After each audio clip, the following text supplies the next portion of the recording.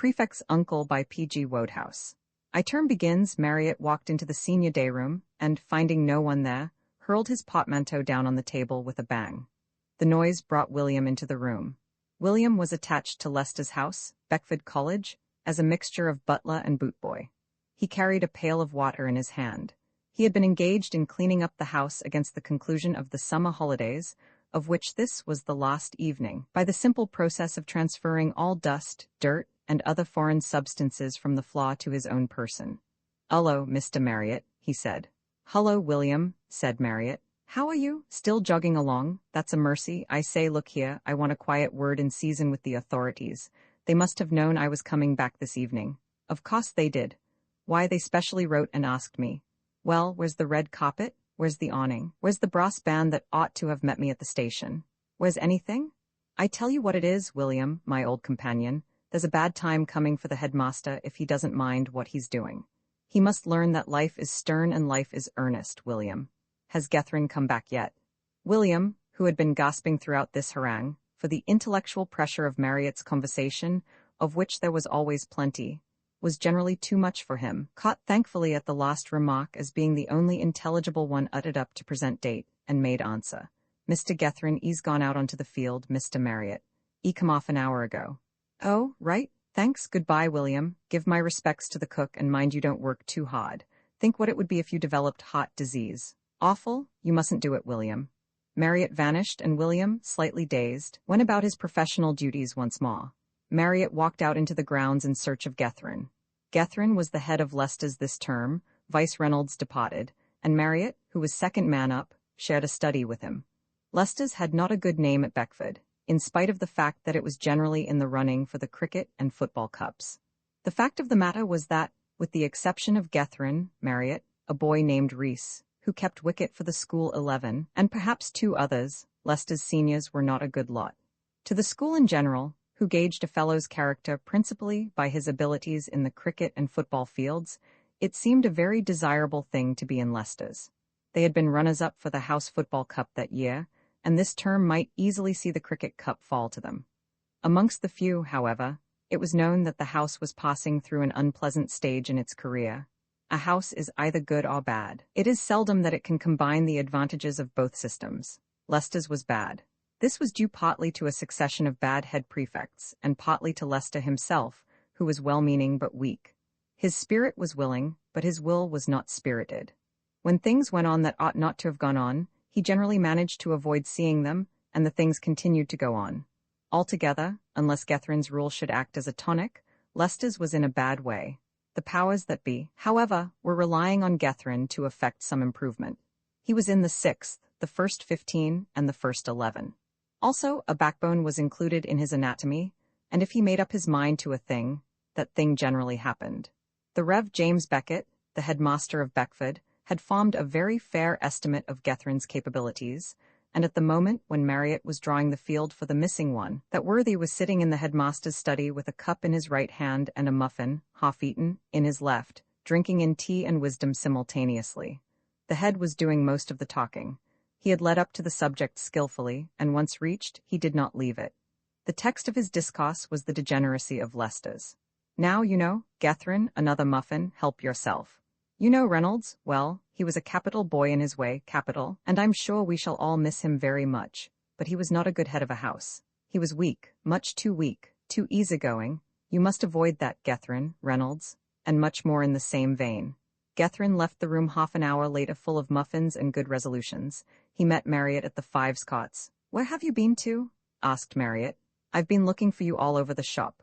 "I and my friend the headmaster," said Gethryn, "have been having a quiet pot of tea between us." "Really? Was he affable?" "Distinctly affable." "You know," said Marriott confidentially, "he asked me in, but I told him it wasn't good enough. I said that if he would consent to make his tea with water that wasn't 2 degrees below lukewarm, and bring on his muffins cooked instead of raw, and supply some butter to eat with them, I might look him up now and then. Otherwise it couldn't be done at the price." "But what did he want you for, really?" "He was ragging me about the house. Quite right, too. You know, there's no doubt about it, Leicester's does want bucking up." "We're going to get the Cricket Cup," said Marriott, for the defense. "We may, if it wasn't for the houses in between, Schoolhouse and Jeffson's especially. And anyhow, that's not what I meant. The games are all right. It's the moral je ne sais quoi, so to speak, said Marriott. That'll be all right. Wait till we get at him. What I want you to turn your great brain to now is this letter.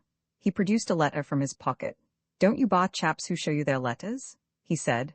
This was written by an aunt of mine. I don't want to inflict the whole lot on you. Just look at line 4. You see what she says.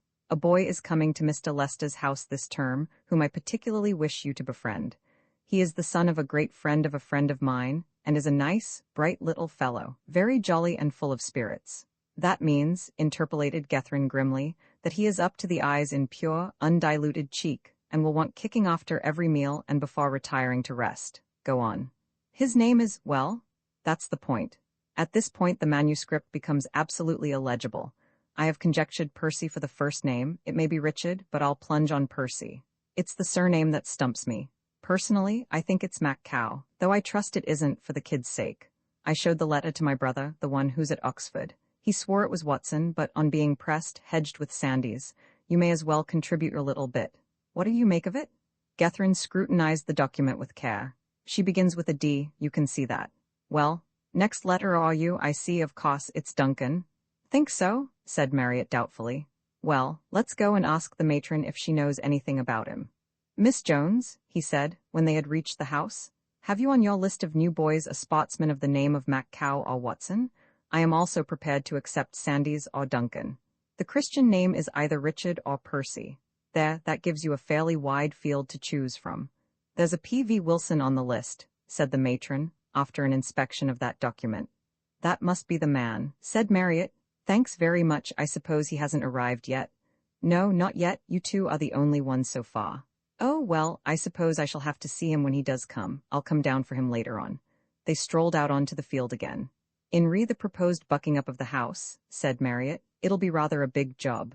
Rather, I should think so. We ought to have a most fearfully spotting time. It's got to be done. The old man talked to me like several fathers. What did he say? Oh, heaps of things. I know. Did he mention amongst other things that Reynolds was the worst idiot on the face of this so-called world? Something of the sort. So I should think. The late Reynolds was a perfect specimen of the gelatine backboned worm. That's not my own, but it's the only description of him that really suits. Monk and Danvers and the mob in general used to do what they liked with him. Talking of Monk, when you embark on your tour of moral agitation, I should advise you to start with him. Yes, and Danvers. There isn't much to choose between them. It's a pity they're both such good bats. When you see a chap putting them through the slips like Monk does, you can't help thinking there must be something in him. So there is, said Marriott, and it's all bad. I bar the man, he's slimy. It's the only word for him, and he uses scent by the gallon. Thank goodness this is his last term. Is it really? I never heard that. Yes, he and Danvers are both leaving. Monk's going to Heidelberg to study German, and Danvers is going into his pater's business in the city. I got that from Waterford. Waterford is another beast, said Gethryn thoughtfully. I suppose he's not leaving by any chance. Not that I know of, but he'll be nothing without Monk and Danvers. He's simply a sort of bottle washer to the firm. When they go, he'll collapse. Let's be strolling towards the house now, shall we? Hullo, our only Reese? Hullo, Reese? Hullo, said the new arrival. Reese was a weird, silent individual, whom everybody in the school knew up to a certain point, but very few beyond that point. His manner was exactly the same when talking to the smallest fag as when addressing the headmaster. He rather gave one the impression that he was thinking of something a fortnight ahead, or trying to solve a chess problem without the aid of the bod. In appearance he was on the short side, and thin. He was in the 6th and a conscientious worker. Indeed, he was only saved from being considered a swot, to use the vernacular, by the fact that from childhood's earliest hour he had been in the habit of keeping wicket like an angel. To a good wicket-keeper much may be forgiven. He handed Gethryn an envelope. Letta, Bishop, he said. Gethryn was commonly known as the Bishop, owing to a certain sermon preached in the college chapel some 5 years before, in aid of the Church Missionary Society, in which the preacher had alluded at frequent intervals to another Gethryn, a bishop who, it appeared, had a see, and did much excellent work among the heathen at the back of beyond. Gethryn's friends and acquaintances, who had been alternating between Ginger, Gethryn's hair being inclined to redness, and Sneg, a name which utterly baffles the philologist, had welcomed the new name warmly, and it had stuck ever since. And after all, there are considerably worse names by which one might be called. What the dickens? He said as he finished reading the letter. Tell us the worst, said Marriott. You must read it out now out of common decency, after rousing our expectations like that. All right, it isn't private, it's from an aunt of mine. Seems to be a perfect glut of aunts, said Marriott. What views has your representative got to air? Is she springing any jolly little fellow full of spirits on this happy community? No, it's not that. It's only an uncle of mine who's coming down here. He's coming tomorrow, and I'm to meet him. The uncanny part of it is that I've never heard of him before in my life. That reminds me of a story I heard, began Reese slowly. Reese's observations were not frequent, but when they came, did so for the most part in anecdotal shape. Somebody was constantly doing something which reminded him of something he had heard somewhere from somebody. The unfortunate part of it was that he exuded these reminiscences at such a leisurely rate of speed that he was rarely known to succeed in finishing any of them. He resembled those serial stories which appear in papers destined at a moderate price to fill an obvious void, and which break off abruptly at the third chapter, owing to the premature decease of the said periodicals. On this occasion, Marriott cut in with a few sage remarks on the subject of uncles as a class. Uncles, he said, are tricky. You never know where you've got 'em. You think they're going to come out strong with a sovereign, and they make it a shilling without a blush. An uncle of mine once gave me a 3-penny bit. If it hadn't been that I didn't wish to hurt his feelings, I should have flung it at his feet. Also, I particularly wanted 3pence at the moment. Is your uncle likely to do his duty, Bishop? I tell you I don't know the man, never heard of him. I thought I knew every uncle on the list, but I can't place this one. However, I suppose I shall have to meet him. Rather, said Marriott as they went into the house, we should always strive to be kind, even to the very humblest. On the off chance, the unknown may have struck it rich in sheep or something out in Australia. Most uncles come from Australia, or he may be the boss of some trust and wallowing in dollars. He may be anything. Let's go and brew, Bishop. Come on, Reese. I don't mind watching you two chaps eat, said Gethryn, but I can't join in myself. I have assimilated 3 pounds odd of the head magisterial muffins already this afternoon. Don't mind me, though. They went upstairs to Marriott's study, which was also Gethryn's. 2 in a study was the rule at Beckford, though there were recluses who lived alone and seemed to enjoy it. When the festive bod had ceased to groan, and the cake, which Marriott's mother had expected to last a fortnight, had been reduced to a mere wreck of its former self, the thought of his aunt's friend's son returned to Marriott, and he went down to investigate, returning shortly afterwards unaccompanied, but evidently full of news. Well, said Gethryn, hasn't he come? A little, said Marriott, just a little. I went down to the fag's room, and when I opened the door I noticed a certain weird stillness in the atmosphere. There is usually a row going on that you could cut with a knife. I looked about. The room was apparently empty. Then I observed a quaint object on the horizon. Do you know one Skinner by any chance? My dear chap, said Gethryn. Skinner was a sort of juvenile Professor Moriarty, a Napoleon of crime. He reeked of crime. He reveled in his wicked deeds. If a dormitory prefect was kept awake at night by some diabolically ingenious contrivance for combining the minimum of risk with the maximum of noise, then it was Skinner who had engineered the thing. Again, did a master, playing nervously forward on a bad pitch at the nets to Gosling, the school fast bowler, receive the ball gaspingly in the small ribs, and look round to see whose was that raucous laugh which had greeted the performance, he would observe a couple of yards away Skinner, deep in conversation with some friend of equally villainous aspect. In short, in a word, the only adequate word, he was Skinner. Well, said Reese. Skinner, proceeded Marriott, was seated in a chair, bleeding freely into a rather dirty pocket handkerchief. His usual genial smile was hampered by a cut lip, and his right eye was blacked in the most graceful and pleasing manner. I made tender inquiries, but could get nothing from him except grunts. So I departed, and just outside the door I met young Lee, and got the facts out of him. It appears that P.V. Wilson, my aunt's friend's son, entered the fag's room at 4:15. At 4:15 punctually, Skinner was observed to be trying to rag him.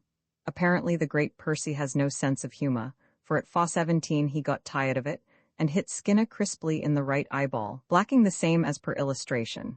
The subsequent fight raged gorily for 5 minutes odd, and then Wilson, who seems to be a professional pugilist in disguise, landed what my informant describes as 3 cockers on his opponent's proboscis.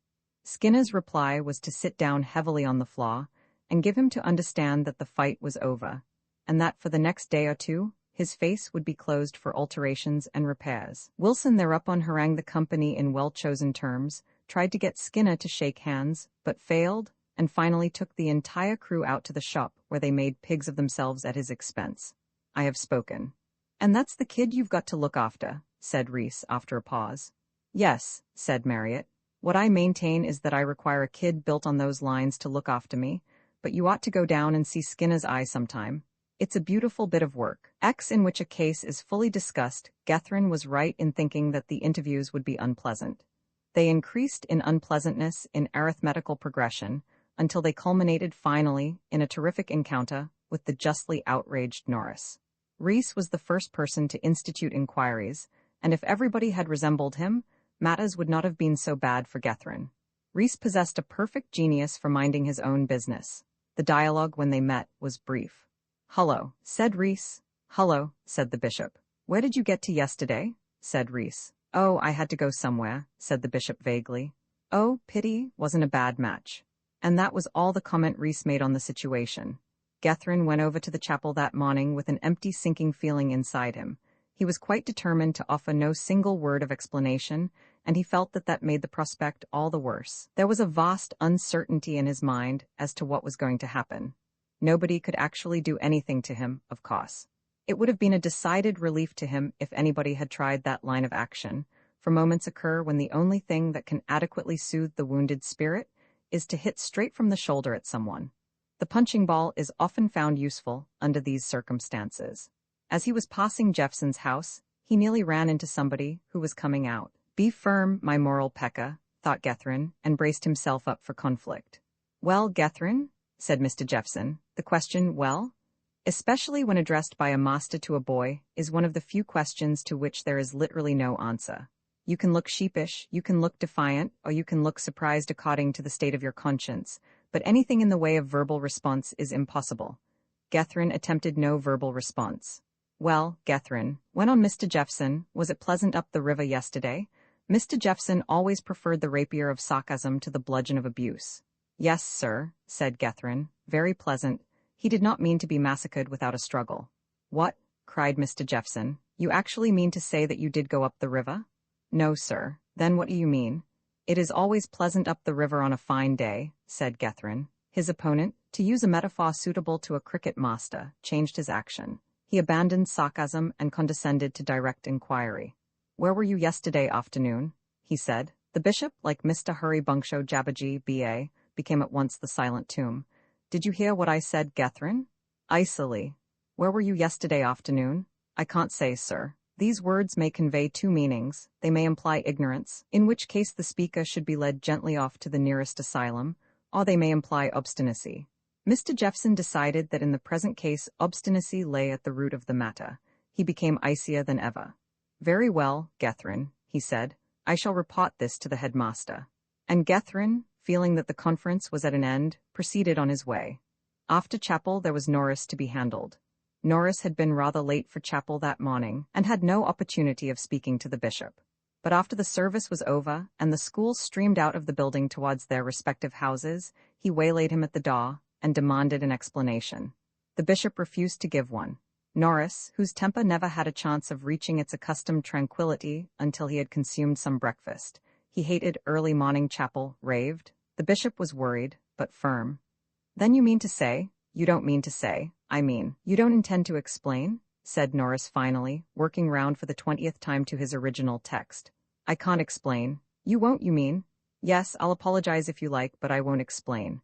Norris felt the strain was becoming too much for him. "Apologize?" he moaned, addressing circumambient space. "Apologize? A man cuts off in the middle of the MCC match, loses us the game, and then comes back and offers to apologize. The offer's withdrawn. Put in Gethrin. Apologies and explanations are both off." It was hopeless to try and be conciliatory under the circumstances. They did not admit of it. Norris glared. "I suppose," he said, "you don't expect to go on playing for the first after this? We can't keep a place open for you in the team on the off chance of your not having a previous engagement, you know." "That's your affair," said the bishop. "You're captain. Have you finished your address? Is there anything else you'd like to say?"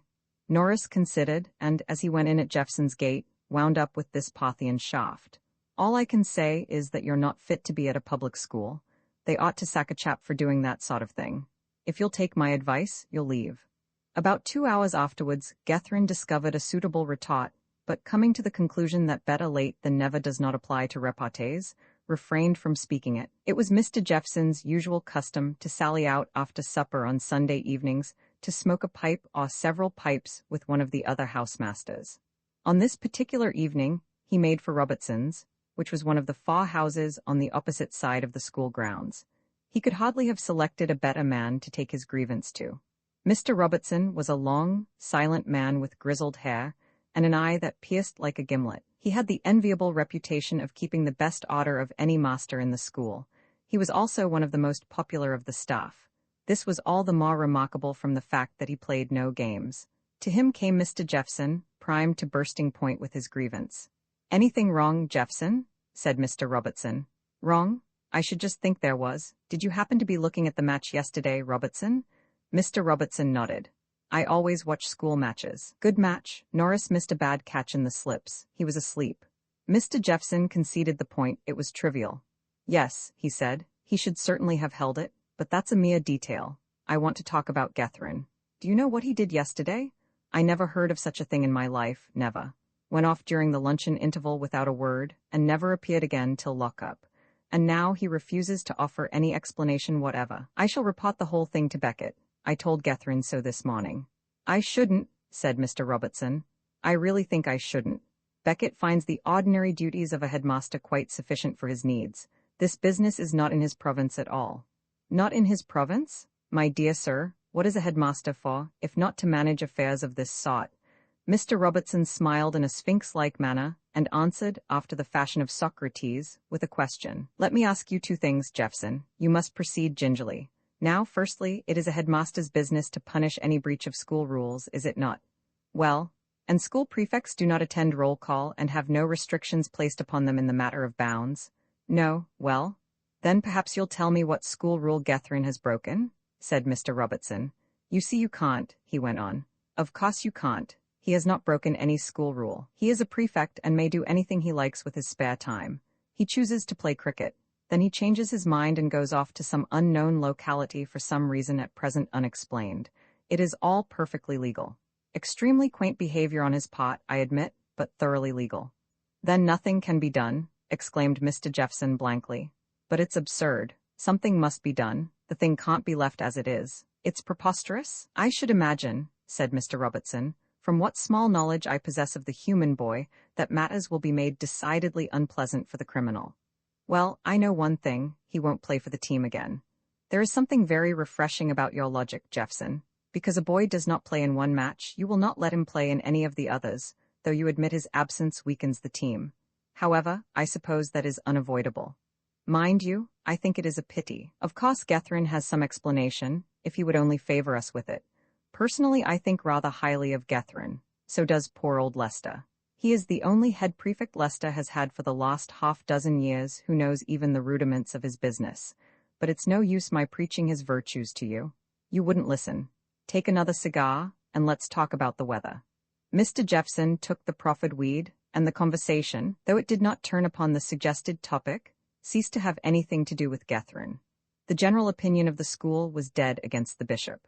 1 or 2 of his friends still clung to a hope that explanations might come out, while there were also a few who always made a point of thinking differently from everybody else.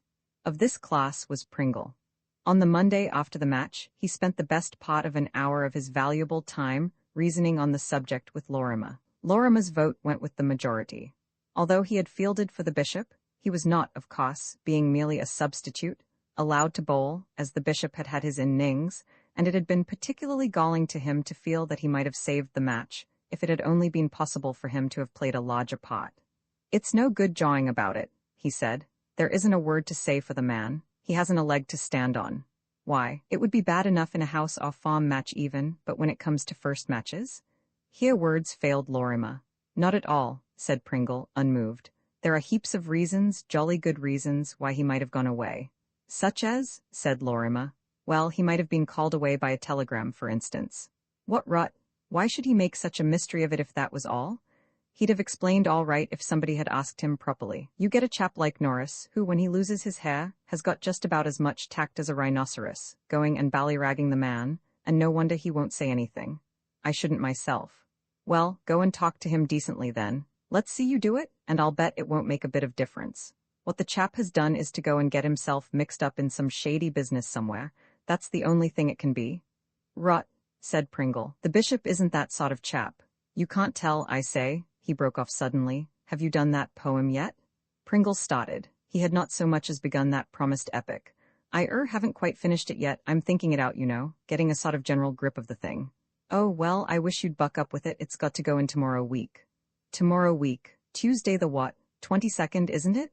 Right, I'll remember. 2 days after the OBS match. That'll fix it in my mind. By the way, your people are going to come down all right, aren't they? I mean, we shall have to be getting in supplies and so on. Yes, they'll be coming. There's plenty of time, though, to think of that. What you've got to do for the present is to keep your mind glued on the death of Dido. Rather, said Pringle, I won't forget. This was at 6:22 p.m. By the time 6:30 boomed from the college clock tower, Pringle was absorbing a thrilling work of fiction. And Dido, her death, and everything connected with her, had faded from his mind like a beautiful dream. Roman 11 poetry and stump cricket, the old Beckforddians match came off in due season, and Pringle enjoyed it thoroughly.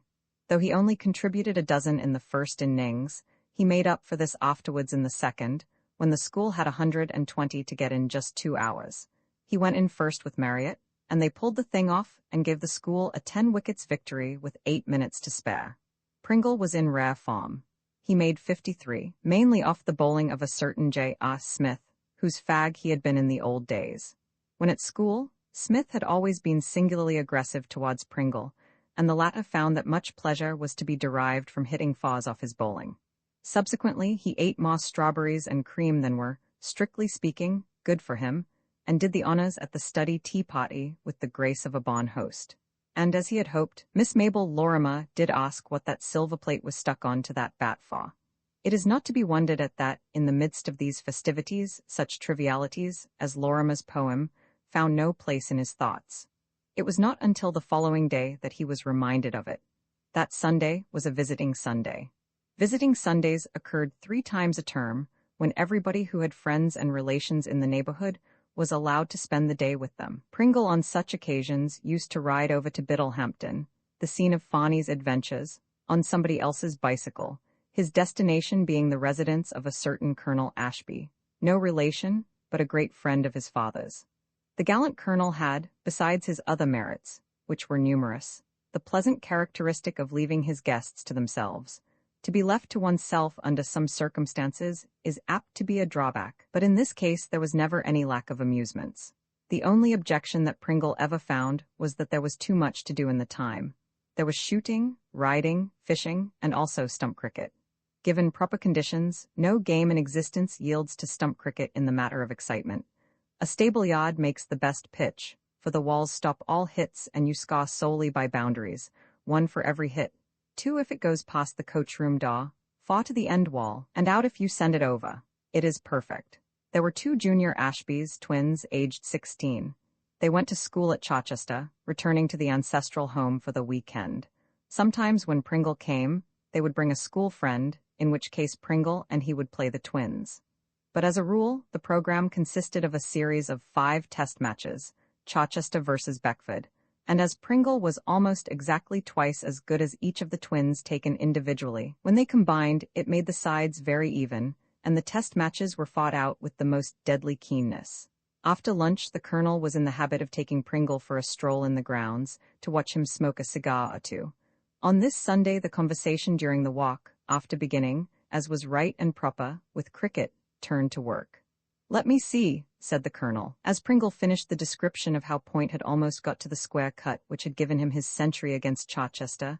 "You're out of the upper 5th now, aren't you? I always used to think you were going to be a fixture there. You are like your father in that way. I remember him at Rugby spending years on end in the same farm. Couldn't get out of it, but you did get your remove, if I remember." "Rather," said Pringle. "Years ago, that's to say last term, and I'm jolly glad I did too." His errant memory had returned to the poetry prize once more. "Oh," said the colonel, "why is that?" Pringle explained the peculiar disadvantages that attended membership of the upper 5th during the summer term. "I don't think a man ought to be allowed to spend his money in these special prizes," he concluded. "At any rate, they ought to be 6th form affairs. It's hot enough having to do the ordinary work and keep up your cricket at the same time. They are compulsory then. Yes, swindle I call it. The chap who shares my study at Beckford is in the upper fifth, and his hair's turning white under the strain. The worst of it is, too, that I've promised to help him, and I never seem to have any time to give to the thing. I could turn out a great poem if I had an hour or two to spare now and then. What's the subject? Death of Dido this year. They are always jolly keen on deaths. Last year it was Cato, and the year before Julius Caesar. They seem to have very morbid minds. I think they might try something cheerful for a change. Dido, said the colonel dreamily. Death of Dido. Where have I heard either a story or a poem or a riddle or something in some way connected with the death of Dido? It was years ago, but I distinctly remember having heard somebody mention the occurrence. Oh, well, it will come back presently, I dare say. It did come back presently. The story was this. A friend of Colonel Ashby's, the one-time colonel of his regiment, to be exact, was an earnest student of everything in the literature of the country that dealt with sport. This gentleman happened to read in a publisher's list one day that a limited edition of The Dark Horse, by a Mr. Arthur James, was on sale, and might be purchased from the publisher by all who were willing to spend half a guinea to that end. Well, old Matthews, said the colonel, sent off for this book, thought it must be a sporting novel, don't you know? I shall never forget his disappointment when he opened the parcel. It turned out to be a collection of poems. The Dark Horse and Other Studies in the Tragic was its full title. Matthews never had a soul for poetry, good or bad.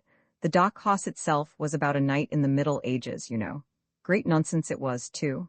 Matthews used to read me passages from time to time. When he gave up the regiment, he left me the book as a farewell gift. He said I was the only man he knew who really sympathized with him in the affair. I've got it still. It's in the library somewhere, if you care to look at it. What recalled it to my mind was your mention of Dido. The second poem was about the death of Dido, as far as I can remember. I'm no judge of poetry, but it didn't strike me as being very good. At the same time, you might pick up a hint or two from it. It ought to be in one of the two lower shelves on the right of the door as you go in, unless it has been taken away. That is not likely, though. We are not very enthusiastic poetry readers here. Pringle thanked him for his information and went back to the stable yard, where he lost the fourth test match by 16 runs, owing to preoccupation. You can't play a yorker on the leg stump with a thin walking stick if your mind is occupied elsewhere. And the leg stump yorkers of James, the elder, by a minute, of the two Ashbys, were achieving a growing reputation in Chichester cricket circles. One ought never, thought Pringle, to despise the gifts which fortune bestows on us. And this mention of an actual completed poem on the very subject which was in his mind was clearly a gift of fortune. How much better it would be to read thoughtfully through this poem and quarry out a set of verses from it suitable to Lorimer's needs, than to waste his brain tissues in trying to evolve something original from his own inner consciousness. Pringle objected strongly to any unnecessary waste of his brain tissues. Besides, the best poets borrowed. Virgil did it. Tennyson did it. Even Homer, we have it on the authority of Mr. Kipling, when he smote his blooming lyre went and stole what he thought he might require. Why should Pringle of the schoolhouse refuse to follow in such illustrious footsteps? It was at this point that the guileful James delivered his insidious yorker, and the dull thud of the tennis ball on the board, which served as the wicket, told a listening world that Chichester had won the fourth test match, and that the scores were now 2-all. But Beckford's star was to ascend again. Pringle's mind was made up. He would read the printed poem that very night, and before retiring to rest, he would have Lorimer's verses complete and ready to be sent in for judgment to the examiner. But for the present he would dismiss the matter from his mind and devote himself to polishing off the Chichester champions in the fifth and final test match. And in this he was successful, for just as the bell rang, summoning the players in to a well-earned tee, a sweet forward drive from his walking stick crashed against the end wall, and Beckford had won the rubber. As the young batsman, undefeated to the last, reached the pavilion, said Pringle, getting into his coat, a prolonged and deafening salvo of cheers greeted him. His 23 not out, compiled as it was against the finest bowling Chichester could produce, and on a wicket that was always treacherous. There's a brick loose at the top end, was an effort unique in its heroism. Oh, come on, said the defeated team. If you have fluked a win, said James, it's nothing much, wait till next visiting Sunday. And the teams went in to tea. In the program which Pringle had mapped out for himself, he was to go to bed with his book at the highly respectable hour of 10, work till 11, and then go to sleep. but programs are notoriously subject to alterations. Pringle's was altered owing to a remark made immediately after dinner by John Ashby, who, desirous of retrieving the fallen fortunes of Charchester, offered to play Pringle 100 up at billiards, giving him 30. Now Pringle's ability in the realm of spot did not extend to billiards. But the human being who can hear, unmoved, a fellow human being offering him 30 start in a game of 100 has yet to be born. He accepted the challenge, and permission to play having been granted by the powers that were, on the understanding that the cloth was not to be cut and as few cues broken as possible, the game began, James acting as marker. There are doubtless ways by which a game of 100 up can be got through in less than 2 hours, but with Pringle and his opponent Desire outran performance. When the highest break on either side is 6, and the average break 2, matters progress with more stateliness than speed. At last, when the hands of the clock both pointed to the figure 11, Pringle, whose score had been at 98 since 10:30, found himself within 2 inches of his opponent's ball, which was tottering on the very edge of the pocket. He administered the coup de grace with the air of a John Roberts, and retired triumphant, while the Charchester representatives pointed out that as their score was at 74, they had really won a moral victory by 4 points. To which specious and unsportsmanlike piece of sophistry, Pringle turned a deaf ear. It was now too late for any serious literary efforts. No bard can do without his sleep. Even Homer used to nod at times, so Pringle contented himself with reading through the poem, which consisted of some 30 lines, and copying the same down on a sheet of notepaper for future reference. After which he went to bed. In order to arrive at Beckford in time for morning school, he had to start from the house at 8 o'clock punctually. This left little time for poetical lights. The consequence was that when Lorimer, on the following afternoon, demanded the poem as per contract, all that Pringle had to show was the copy which he had made of the poem in the book. There was a moment's suspense while conscience and sheer wickedness fought the matter out inside him, and then conscience, which had started on the encounter without enthusiasm, being obviously flabby and out of condition, threw up the sponge. "Here you are," said Pringle. "It's only a rough copy, but here it is." Lorimer perused it hastily. "But I say," he observed in surprised and awestruck tones, "this is rather good." It seemed to strike him as quite a novel idea. "Yes, not bad, is it? But it'll get the prize. Oh, we shall have to prevent that somehow." He did not mention how, and Lorimer did not ask.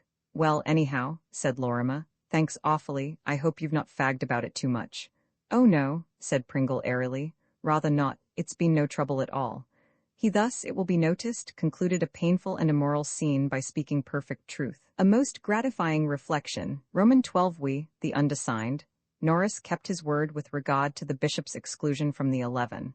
The team which had beaten the OBS had not had the benefit of his assistance, Lorimer appearing in his stead. Lorimer was a fast right-hand bowler, deadly in house matches or on a very bad wicket. He was the mainstay of the second 11 attack, and in an ordinary year would have been certain of his first 11 cap. This season, however, with Gosling, Baines, and the bishop, the school had been unusually strong, and Lorimer had had to wait. The non-appearance of his name on the notice board came as no surprise to Gethryn. He had had the advantage of listening to Norris's views on the subject, but when Marriott grasped the facts of the case, he went to Norris and raved. Norris, as is right and proper in the captain of a school team when the wisdom of his actions is called into question, treated him with no respect whatever. "It's no good talking," he said, when Marriott had finished a brisk opening speech. "I know perfectly well what I'm doing." "Then there's no excuse for you at all," said Marriott. "If you were mad or delirious I could understand it." "Come and have an ice," said Norris. "Ice?" snorted Marriott. "What's the good of standing there babbling about ices? Do you know we haven't beaten the OBS for 4 years? We shall beat them this year. Not without Gethryn. We certainly shan't beat them with Gethryn, because he's not going to play. A chap who chooses the day of the MCC match to go off for the afternoon, and then refuses to explain, can consider himself jolly well chucked until further notice. Feel ready for that ice yet. Don't be an ass. Well, if ever you do get any ice, take my tip and tie it carefully round your head in a handkerchief.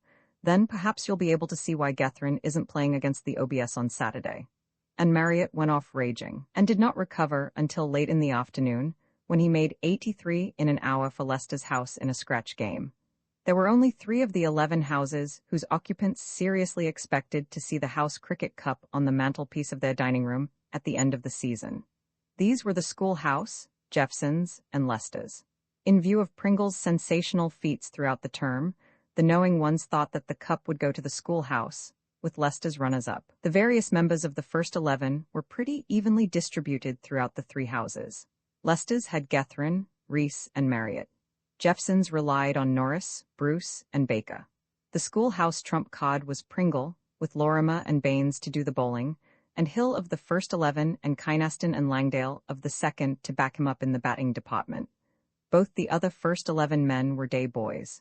The presence of Gosling in any of the House 11s, however weak on paper, would have lent additional interest to the fight for the cup.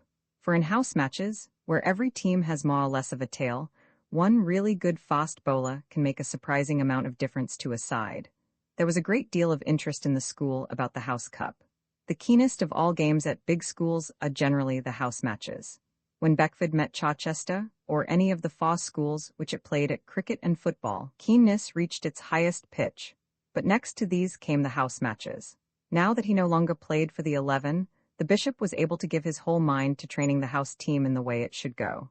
Exclusion from the first 11 meant also that he could no longer, unless possessed of an amount of sang-froid so colossal as almost to amount to genius, put in an appearance at the first 11 net. Under these circumstances, Leicester's net summoned him. Like Mr. Phil May's lady when she was ejected, with perfect justice, by a barman, he went somewhere where he would be respected. To the house, then, he devoted himself, and scratch games and before-breakfast field-outs became the order of the day. House fielding before breakfast is one of the things which cannot be classed under the head of the lighter side of cricket. You get up in the small hours, dragged from a comfortable bed by some sportsman who, you feel, carries enthusiasm to a point where it ceases to be a virtue and becomes a nuisance. You get into flannels and, still half asleep, stagger off to the field, where a hired ruffian hits you up catches which bite like serpents and sting like adders. From time to time he adds insult to injury by shouting, "Get to 'em! Get to 'em!" A remark which finds but one parallel in the language, the keep moving of the football captain. Altogether, there are many more pleasant occupations than early morning field-outs, and it requires a considerable amount of keenness to carry the victim through them without hopelessly souring his nature and causing him to foster uncharitable thoughts towards his house captain. J. Monk of Leicester's found this increased activity decidedly uncongenial. He had no real patriotism in him. He played cricket well, but he played entirely for himself. If, for instance, he happened to make 50 in a match, and it happened fairly frequently, he vastly preferred that the rest of the side should make 10 between them than that there should be any more half-centuries on the score sheet, even at the expense of losing the match. It was not likely, therefore, that he would take kindly to this mortification of the flesh, the sole object of which was to make everybody as conspicuous as everybody else. Besides, in the matter of fielding, he considered that he had nothing to learn, which, as Euclid would say, was absurd. Fielding is one of the things which is never perfect. Monk, moreover, had another reason for disliking the field-outs. Gethryn, as captain of the house team, was naturally master of the ceremonies, and Monk objected to Gethryn. For this dislike he had solid reasons. About a fortnight after the commencement of term, the bishop, going downstairs from his study one afternoon, was aware of what appeared to be a species of free fight going on in the doorway of the senior day-room. The senior day-room was where the rowdy element of the house collected, the individuals who were too old to be fags, and too low down in the school to own studies. Under ordinary circumstances, the bishop would probably have passed on, without investigating the matter. A head of a house hates above all things to get a name for not minding his own business in unimportant matters. Such a reputation tells against him when he has to put his foot down over big things. To have invaded the senior day room and stopped a conventional senior day room, Rag, would have been interfering with the most cherished rights of the citizens, the freedom which is the birthright of every Englishman, so to speak. But as he passed the door, which had just shut with a bang behind the free fighters, he heard Monk's voice inside, and immediately afterwards the voice of Danvers, and he stopped. In the first place, he reasoned within himself, if Monk and Danvers were doing anything, it was probably something wrong, and ought to be stopped. Gethryn always had the feeling that it was his duty to go and see what Monk and Danvers were doing, and tell them they mustn't. He had a profound belief in their irreclaimable villainy. In the second place, having studies of their own, they had no business to be in the senior day room at all. It was contrary to the etiquette of the house for a study man to enter the senior day room, and as a rule, the senior day room resented it. As to all appearances they were not resenting it now, the obvious conclusion was that something was going on which ought to cease. The bishop opened the door. Etiquette did not compel the head of the house to knock, the rule being that you knocked only at the doors of those senior to you in the house. He was consequently enabled to witness a tableau which, if warning had been received of his coming, would possibly have broken up before he entered. In the center of the group was Wilson, leaning over the study table, not so much as if he liked so leaning as because he was held in that position by Danvers. In the background stood Monk, armed with a walking stick. Round the walls were various ornaments of the senior day room in attitudes of expectant attention, being evidently content to play the part of friends and retainers, leaving the leading parts in the hands of Monk and his colleague. "Hullo," said the bishop, "what's going on?" "It's all right, old chap," said Monk, grinning genially. "We're only having an execution." "What's the row?" said the bishop. "What's Wilson been doing?" "Nothing," broke in that youth who had wriggled free from Danvers's clutches. "I haven't done a thing, Gethryn. These beasts lugged me out of the junior day room without saying what for or anything." The bishop began to look dangerous. This had all the outward aspect of a case of bullying. Under Reynolds's leadership Leicester's had gone in rather extensively for bullying, and the bishop had waited hungrily for a chance of catching somebody actively engaged in the spot, so that he might drop heavily on that person and make life unpleasant for him. "Well," he said, turning to Monk, "let's have it. What was it all about, and what have you got to do with it?" Monk began to shuffle.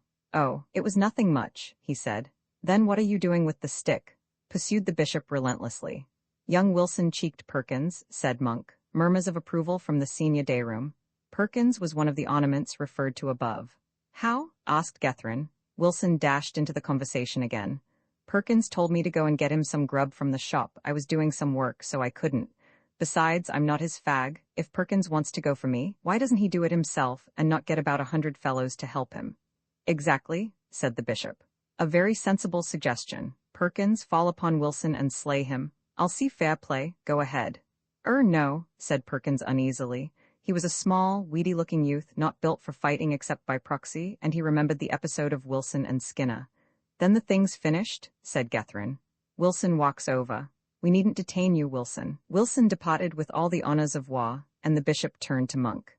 "Now perhaps you'll tell me," he said, "what the deuce you and Danvers are doing here?" "Well, hang it all, old chap." The bishop begged that Monk would not call him old chap. "I'll call you sir if you like," said Monk. A gleam of hope appeared in the bishop's eye. Monk was going to give him the opportunity he had long sighed for. In cold blood he could attack no one, not even Monk, but if he was going to be rude, that altered matters. "What business have you in the day room?" he said. "You've got studies of your own." "If it comes to that," said Monk, "so have you. We've got as much business here as you. What the deuce are you doing here?" Taken by itself, taken neat, as it were, this repartee might have been insufficient to act as a casus belli, but by a merciful dispensation of Providence the senior day room elected to laugh at the remark, and to laugh loudly. Monk also laughed, not however for long. The next moment the bishop had darted in, knocked his feet from under him, and dragged him to the door. Captain Kettle himself could not have done it more neatly. "Now," said the bishop, "we can discuss the point." Monk got up, looking greener than usual, and began to dust his clothes. "Don't talk rot," he said. "I can't fight a prefect." This, of course, the bishop had known all along. What he had intended to do if Monk had kept up his end, he had not decided when he embarked upon the engagement. The head of a house cannot fight by battles with his inferiors without the loss of a good deal of his painfully acquired dignity. But Gethryn knew Monk, and he had felt justified in risking it. He improved the shining hour with an excursus on the subject of bullying, dispensed a few general threats, and left the room. Monk had, perhaps not unnaturally, not forgotten the incident, and now that public opinion ran strongly against Gethryn on account of his MCC match maneuvers, he acted. A mass meeting of the mob was called in his study, and it was unanimously voted that field-outs in the morning were undesirable, and that it would be judicious if the team were to strike. Now, as the mob included in their numbers 8 of the House 11, their opinions on the subject carried weight. "Look here," said Waterford, struck with a brilliant idea, "I tell you what we'll do. Let's sign a round-robin refusing to play in the house matches unless Gethryn resigns the captaincy and the field-outs stop. We may as well sign in alphabetical order," said Monk prudently. It'll make it safer. The idea took the mob's fancy. The round robin was drawn up and signed. Now, if we could only get Reese, suggested Danvers. It's no good asking Marriott, but Reese might sign. Let's have a shot at any rate, said Monk. And a deputation, consisting of Danvers, Waterford, and Monk, duly waited upon Reese in his study and broached the project to him. Roman 13 Leicester's house team goes into a second edition. Reese was working when the deputation entered. He looked up inquiringly, but if he was pleased to see his visitors, he managed to conceal the fact. "Oh, I say, Reese," began Monk, who had constituted himself spokesman to the expedition. "Are you busy?" "Yes," said Reese simply, going on with his writing. This might have discouraged some people, but nature had equipped Monk with a tough skin, which hints never pierced. He dropped into a chair, crossed his legs, and coughed. Danvers and Waterford leaned in picturesque attitudes against the door and mantelpiece. There was a silence for a minute, during which Reese continued to write unmoved. "Take a seat, Monk," he said at last, without looking up. "Oh, thanks, I have," said Monk. "I say, Reese, we wanted to speak to you." "Go ahead then," said Reese. "I can listen and write at the same time. I'm doing this prose against time. It's about Gethryn." "What's Gethryn been doing?" "Oh, I don't know, nothing special. It's about his being captain of the house team. The chaps seem to think he ought to resign." "Which chaps?" inquired Reese, laying down his pen and turning round in his chair. "The rest of the team, you know." "Why don't they think he ought to be captain?" "The head of the house is always captain of the house team unless he's too bad to be in it at all. Don't the chaps think Gethryn's good at cricket?" "Oh, he's good enough," said Monk. "It's more about this MCC match business, you know, his cutting off like that in the middle of the match. The chaps think the house ought to take some notice of it, express its disapproval, and that sort of thing." "And what do the chaps think of doing about it?" Monk inserted a hand in his breast pocket and drew forth the round robin.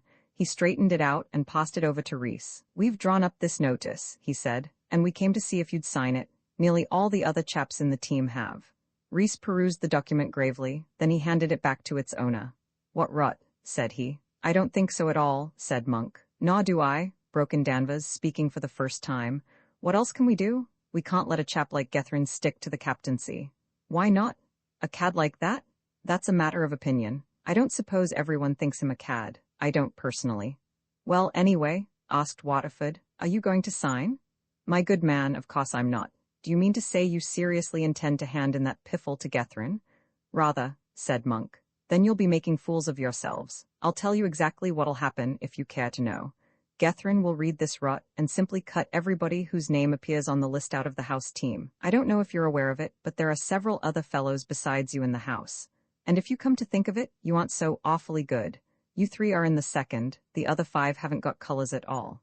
Anyhow, we're all in the house team," said Monk. "Don't let that worry you," said Reese. "You won't be long if you show Gethryn that interesting document. Anything else I can do for you?" "No, thanks," said Monk, and the deputation retired. When they had gone, Reese made his way to the bishop's study. It was not likely that the deputation would deliver their ultimatum until late at night, when the study would be empty. From what Reese knew of Monk, he judged that it would be pleasanter to him to leave the document where the bishop could find it in the morning, rather than run the risks that might attend a personal interview. There was time, therefore, to let Gethryn know what was going to happen, so that he might not be surprised into doing anything rash, such as resigning the captaincy, for example. Not that Reese thought it likely that he would, but it was better to take no risks. Both Marriott and Gethryn were in the study when he arrived. "Hullo, Reese," said Marriott. "Come in and take several seats. Have a biscuit? Have 2? Have a good many." Reese helped himself and gave them a brief description of the late interview. "I'm not surprised," said Gethryn. "I thought Monk would be getting at me somehow soon. I shall have to slay that chap someday. What ought I to do you think?" "My dear chap," said Marriott, "there's only one thing you can do. Cut the lot of them out of the team and fill up with substitutes." Reese nodded approval. "Of course, that's what you must do. As a matter of fact, I told them you would. I've given you a reputation. You must live up to it. Besides," continued Marriott, "after all it isn't such a crusher when you come to think of it. Only 4 of them are really certainties for their places: Monk, Danvers, Waterford, and Saunders. The rest are simply tail." Reese nodded again. "Great minds think alike. Exactly what I told them, only they wouldn't listen." "Well, whom do you suggest instead of them? Some of the kids are jolly keen and all that, but they wouldn't be much good against Baines and Lorimer, for instance." "If I were you," said Marriott, "I shouldn't think about their batting at all. I should go simply for fielding. With a good fielding side, we ought to have quite a decent chance."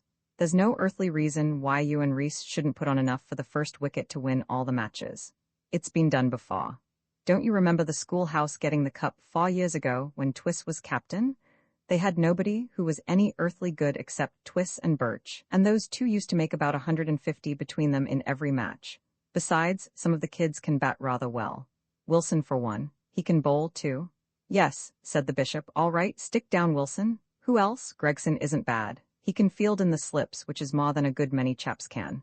Gregson's good, said Reese. Put him down. That makes 5. You might have young Lee in too. I've seen him play like a book at his farm net once or twice. Lee 6, 5 more wanted. Where's a house list? Here we are, now. Adams, Bond, Brown, Burgess. Burgess has his points. Shall I stick him down?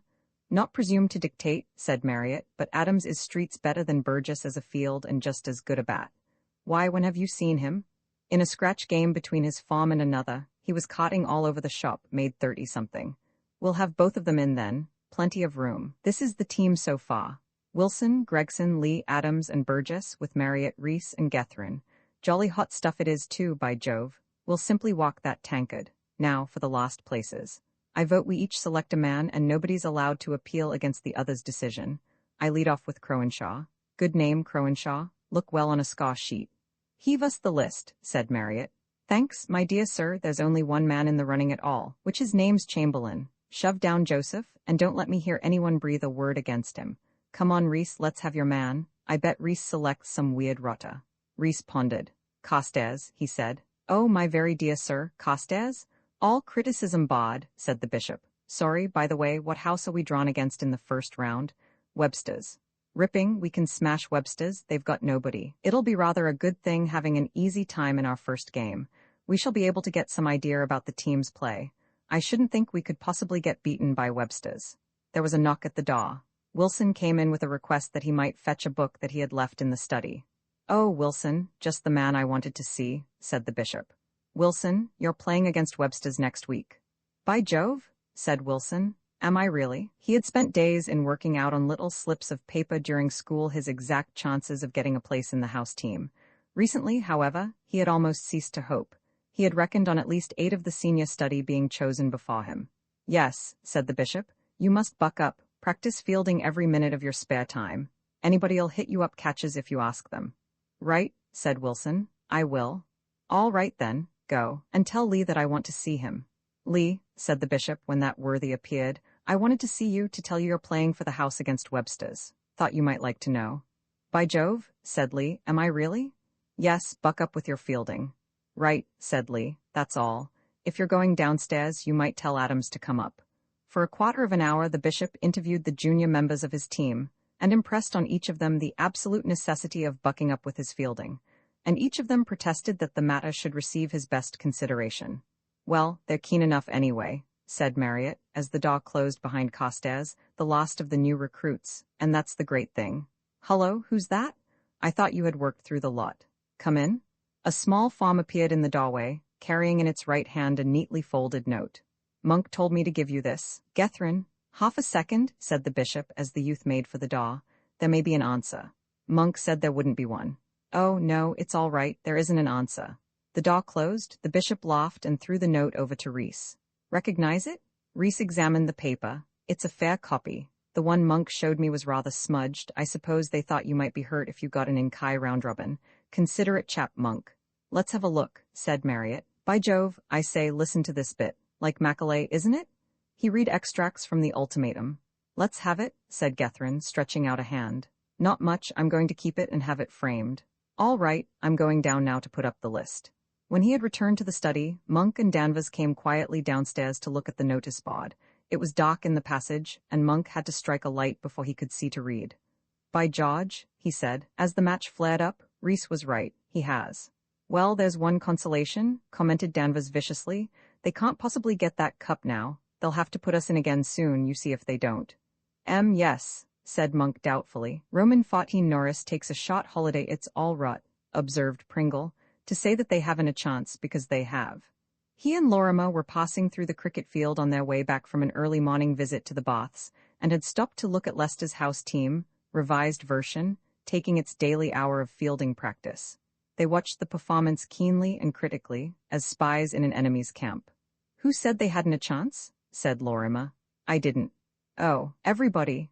The chaps call them the kindergarten and the kids' happy league, and things of that sort. Rot, I call it. They seem to forget that you only want 2 or 3 really good men in a team if the rest can field. Look at our crowd. They've all either got their colors or else are just outside the teams, and I swear you can't rely on one of them to hold the merest sitter right into his hands.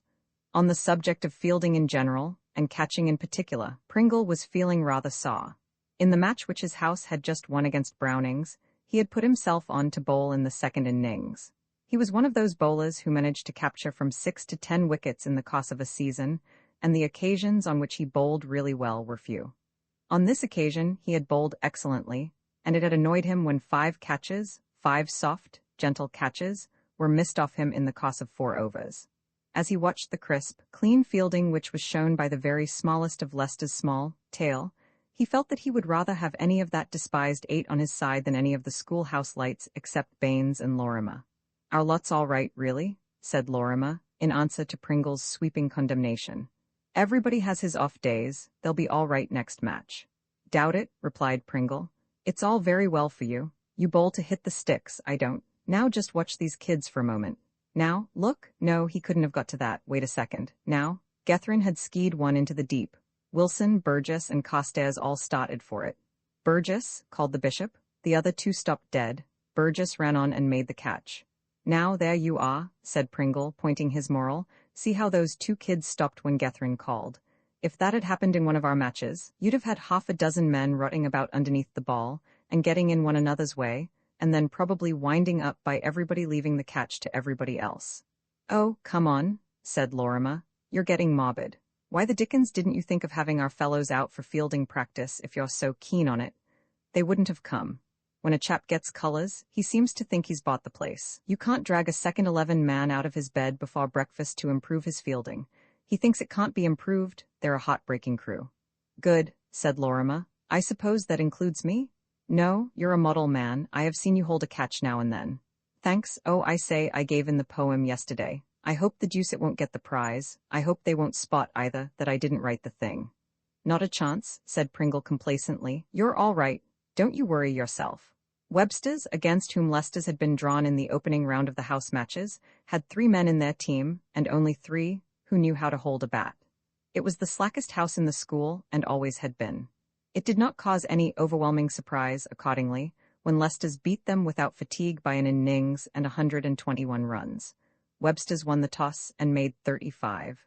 For Leicester's, Rees and Gethrin scored 50 and 62 respectively, and Marriott 53 not out. They then, with 2 wickets down, declared and rattled Webster's out for 70. The public, which had had its eye on the team, in order to see how its tail was likely to shape, was disappointed.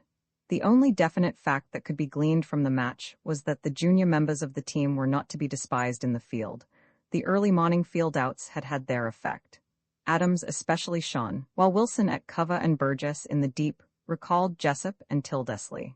The school made a note of the fact. So did the bishop. He summoned the 8 juniors seriatim to his study and administered much praise, coupled with the news that fielding before breakfast would go on as usual. Leicester's had drawn against Jeffson's in the second round. Norris's lot had beaten Cook's by, curiously enough, almost exactly the same margin as that by which Leicester's had defeated Webster's. It was generally considered that this match would decide Leicester's chances for the cup. If they could beat a really hot team like Jeffson's, it was reasonable to suppose that they would do the same to the rest of the houses, though the schoolhouse would have to be reckoned with. But the schoolhouse, as Pringle had observed, was weak in the field. It was not a coherent team. Individually, its members were good, but they did not play together, as Leicester's did. But the majority of the school did not think seriously of their chances. Except for Pringle, who, as has been mentioned before, always made a point of thinking differently from everyone else. No one really believed that they would win the cup, or even appear in the final. How could a team whose tale began at the fall of the second wicket defeat teams which, like the schoolhouse, had no real tale at all? Norris supported this view. It was for this reason that when, at breakfast on the day on which Jeffson's were due to play Leicester's, he received an invitation from one of his many uncles to spend a weekend at his house, he decided to accept it. This uncle was a man of wealth. After winning 2 fortunes on the stock exchange and losing them both, He had at length amassed a third, with which he retired in triumph to the country, leaving Throgmorton Street to exist as best it could without him. He had bought a showplace at a village which lay 20 miles by rail to the east of Beckford, and it had always been Norris's wish to see this showplace, a house which was said to combine the hoariest of antiquity with a variety of modern comforts. Merely to pay a flying visit, there would be good. But his uncle held out an additional attraction. If Norris could catch the 1:40 from Houghton, he would arrive just in time to take part in a cricket match, that day being the day of the annual encounter with the neighbouring village of Pudford. The rector of Pudford, the opposition captain, so wrote Norris's uncle, had by underhand means lured down 3 really decent players from Oxford, not Blues, but almost, who had come to the village ostensibly to read classics with him as their coach, but in reality for the sole purpose of snatching from Little Bindleberry, his own village, the laurels they had so nobly earned the year before. He had heard that Norris was captaining the Beckford team this year and had an average of 38.032, so would he come and make 38.032 for Little Bindleberry? This, thought Norris, is fame. This is where I spread myself. I must be in this at any price. He showed the letter to Baker. What a pity, said Baker. What's a pity? That you won't be able to go. It seems rather a catch. Can't go, said Norris. My dear sir, you're talking through your hat. Think I'm going to refuse an invitation like this? Not if I know it. I'm going to toddle off to Jeffson, get an exit and catch that 1:40, and if I don't paralyze the Pudford bowling, I'll shoot myself. But the house match, Leicester's, this afternoon? Gurgled the amazed Baker. Oh, hang Leicester's. Surely the rest of you can lick the kids' happy league without my help. If you can't, you ought to be ashamed of yourselves. I've chosen you a wicket with my own hands, fit to play a test match on. Of course we ought to lick them, but you can never tell at cricket what's going to happen. We oughtn't to run any risks when we've got such a good chance of winning the pot. Why, it's centuries since we won the pot, don't you go? I must, man, it's the chance of a lifetime. Baker tried another method of attack. Besides, he said, you don't suppose Jeffson'll let you off to play in a beastly little village game when there's a house match on? He must never know, hissed Norris, after the manner of the Surrey-side villain. He's certain to ask why you want to get off so early. I shall tell him my uncle particularly wishes me to come early. Suppose he asks why? I shall say I can't possibly imagine. Oh well, if you're going to tell lies, not at all. Merely a diplomatic evasion. I'm not bound to go and sob out my secrets on Jeffson's waistcoat. Baker gave up the struggle with a sniff. Norris went to Mr. Jeffson and got leave to spend the weekend at his uncle's. The interview went without a hitch, as Norris had prophesied. You will miss the house match, Norris, then? Said Mr. Jeffson. I'm afraid so, sir, but Mr. Leicester's are very weak. Rees, Marriott, and Gethryn are a good beginning. Yes, sir, but they've got nobody else. Their tale starts after those 3. Very well, but it seems a pity. Thank you, sir, said Norris, wisely refraining from discussing the matter. He had got his exit, which was what he had come for. In all the annals of Pudford and Little Bindleberry cricket, there had never been such a match as that year's. The rector of Pudford and his 3 Oxford experts performed prodigies with the bat, prodigies, that is to say, judged from the standpoint of ordinary Pudford scoring, where double figures were the exception rather than the rule. The rector, an elderly, benevolent-looking gentleman, played with astounding caution and still more remarkable luck for 17. Finally, after he had been in an hour and 10 minutes, Middon accepted the 8th easy chance offered to him, and the ecclesiastic had to retire. The 3 varsity men knocked up 100 between them, and the complete total was no less than 134. Then came the sensation of the day. After 3 wickets had fallen for 10 runs, Norris and the Little Bindleberry curate, an old Cantab, stayed together and knocked off the deficit. Norris's contribution of 78 not out was for many a day the sole topic of conversation over the evening pewter at the Little Bindleberry Arms. A non-enthusiast, who tried on one occasion to introduce the topic of Farmer Giles's grey pig, found himself the most unpopular man in the village. On the Monday morning Norris returned to Jeffson's, with pride in his heart and a sovereign in his pocket, the latter the gift of his excellent uncle. He had, he freely admitted to himself, a good time. His uncle had done him well, exceedingly well, and he looked forward to going to the showplace again in the near future. In the meantime, he felt a languid desire to know how the house match was going on. They must almost have finished the first innings, he thought, unless Jeffson's had run up a very big score and kept their opponents in the field all the afternoon. Hullo, Baker, he said, tramping breezily into the study. I've had the time of a lifetime. Great, simply, no other word for it. How's the match getting on? Baker looked up from the book he was reading. What match? He inquired coldly. House match, of course, you lunatic. What match did you think I meant? How's it going on? It's not going on, said Baker. It's stopped. You needn't be a funny goat, said Norris complainingly. You know what I mean. What happened on Saturday? They won the toss, began Baker slowly. Yes, and went in and made 120. Good, I told you they were no use, 120's rotten. Then we went in and made 21. 121. No, just a simple 21 without any trimmings of any sort. But man, how, why, how on earth did it happen? Gethryn took 8 for 9, does that seem to make it any clearer? 8 for 9? Rot. Show you the score sheet if you care to see it, in the second innings. Oh, you began a second innings. Yes, we also finished it. We scored rather freely in the second innings. 10 was on the board before the 5th wicket fell.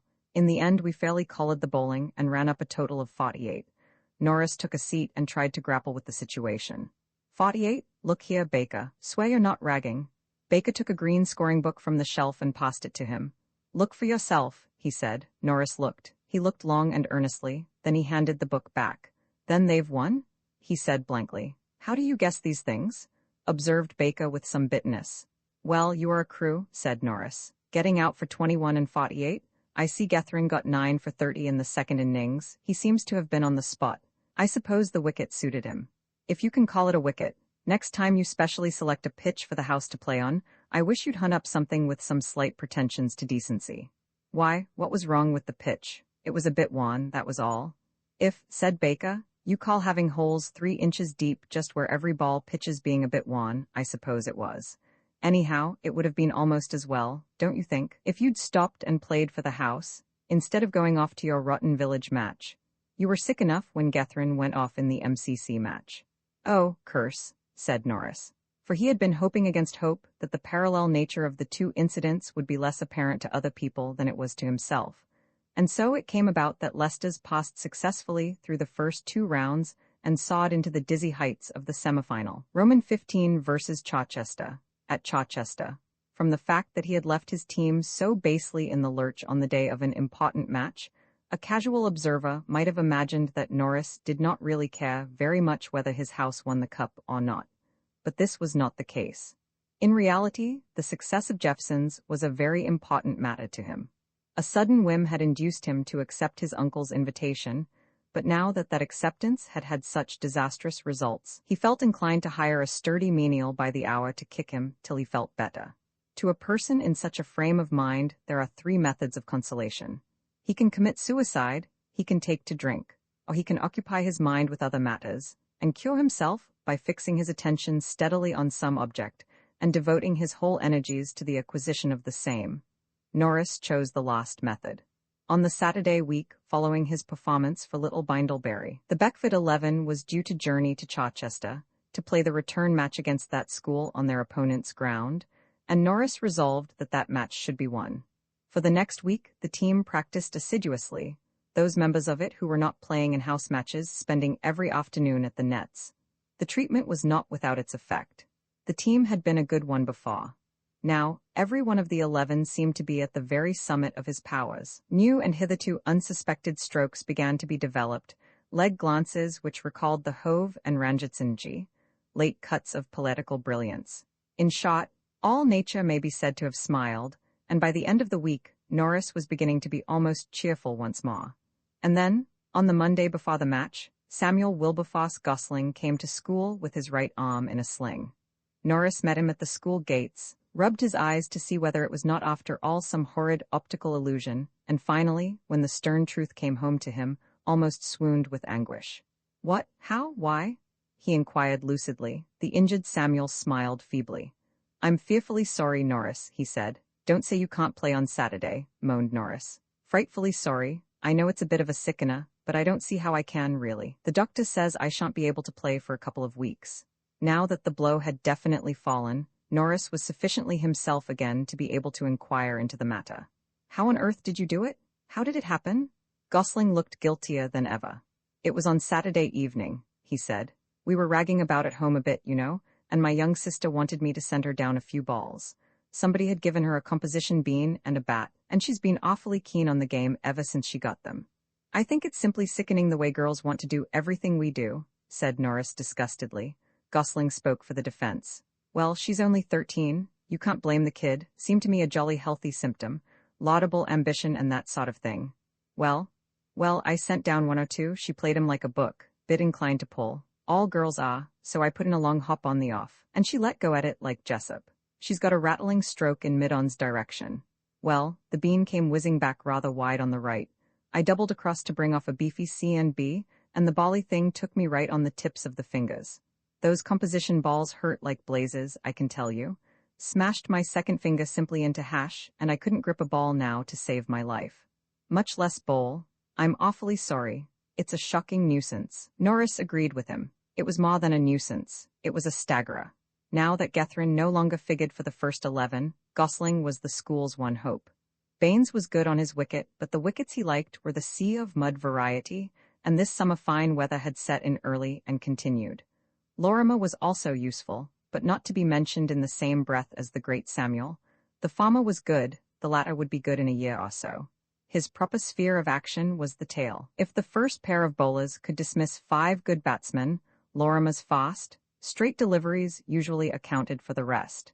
But there had to be somebody to pave the way for him. He was essentially a change bowler. It is hardly to be wondered at that Norris very soon began to think wistfully of the bishop, who was just now doing such great things with the ball, wasting his sweetness on the desert air of the house matches. Would it be consistent with his dignity to invite him back into the team? It was a nice point. With some persons there might be a risk, but Gethryn, as he knew perfectly well, was not the sort of fellow to rub in the undeniable fact that the school team could not get along without him. He had half decided to ask him to play against Chichester, when Gosling suggested the very same thing. "Why don't you have Gethryn in again?" he said. "You've stood him out against the OBS and the Masters. Surely that's enough, especially as he's miles the best bowler in the school." "By yourself." "Not a bit. He can give me points. You take my tip and put him in again." "Think he'd play if I put him down? Because, you know, I'm dashed if I'm going to do any groveling and that sort of thing." "Certain to, I should think. Anyhow, it's worth trying." Pringle, on being consulted, gave the same opinion, and Norris was convinced. The list went up that afternoon, and for the first time since the MCC match, Gethryn's name appeared in its usual place. "Norris is learning wisdom in his old age," said Marriott to the bishop, as they walked over to the house that evening. Leicester's were in the middle of their semi-final, and looked like winning it. "I was just wondering what to do about it," said Gethryn. "What would you do? Play, do you think?" "Play, my dear man, what else did you propose to do? You weren't thinking of refusing?" "I was. But man, that's rank treason. If you're put down to play for the school you must play, there's no question about it. If Norris knocked you down with one hand and put you up on the bod with the other, you'd have to play all the same. You mustn't have any feelings where the school is concerned. Nobody's ever refused to play in a first match. It's one of the things you can't do.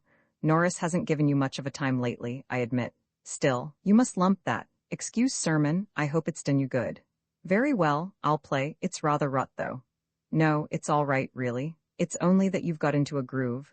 You're so used to doing the heavy mata that the sudden change has knocked you out rather. Come and have an ice before the shop shuts." So Gethryn came once more into the team and travelled down to Chichester with the others. And at this point a painful alternative faces me. I have to choose between truth and inclination. I should like to say that the bishop eclipsed himself and broke all previous records in the Chichester match. By the rules of the dramatic, nothing else is possible. But truth, though it crush me, and truth compels me to admit that his performance was in reality distinctly mediocre. One of his weak points as a bowler was that he was at sea when opposed to a left-hander. Many bowlers have this failing. Some strange power seems to compel them to bowl solely on the leg side, and nothing but long hops and full pitches. It was so in the case of Gethryn. Chichester won the toss and batted first on a perfect wicket. The first pair of batsmen were the captain, a great bat, who had scored 73 not out against Beckford in the previous match, and a left-handed fiend.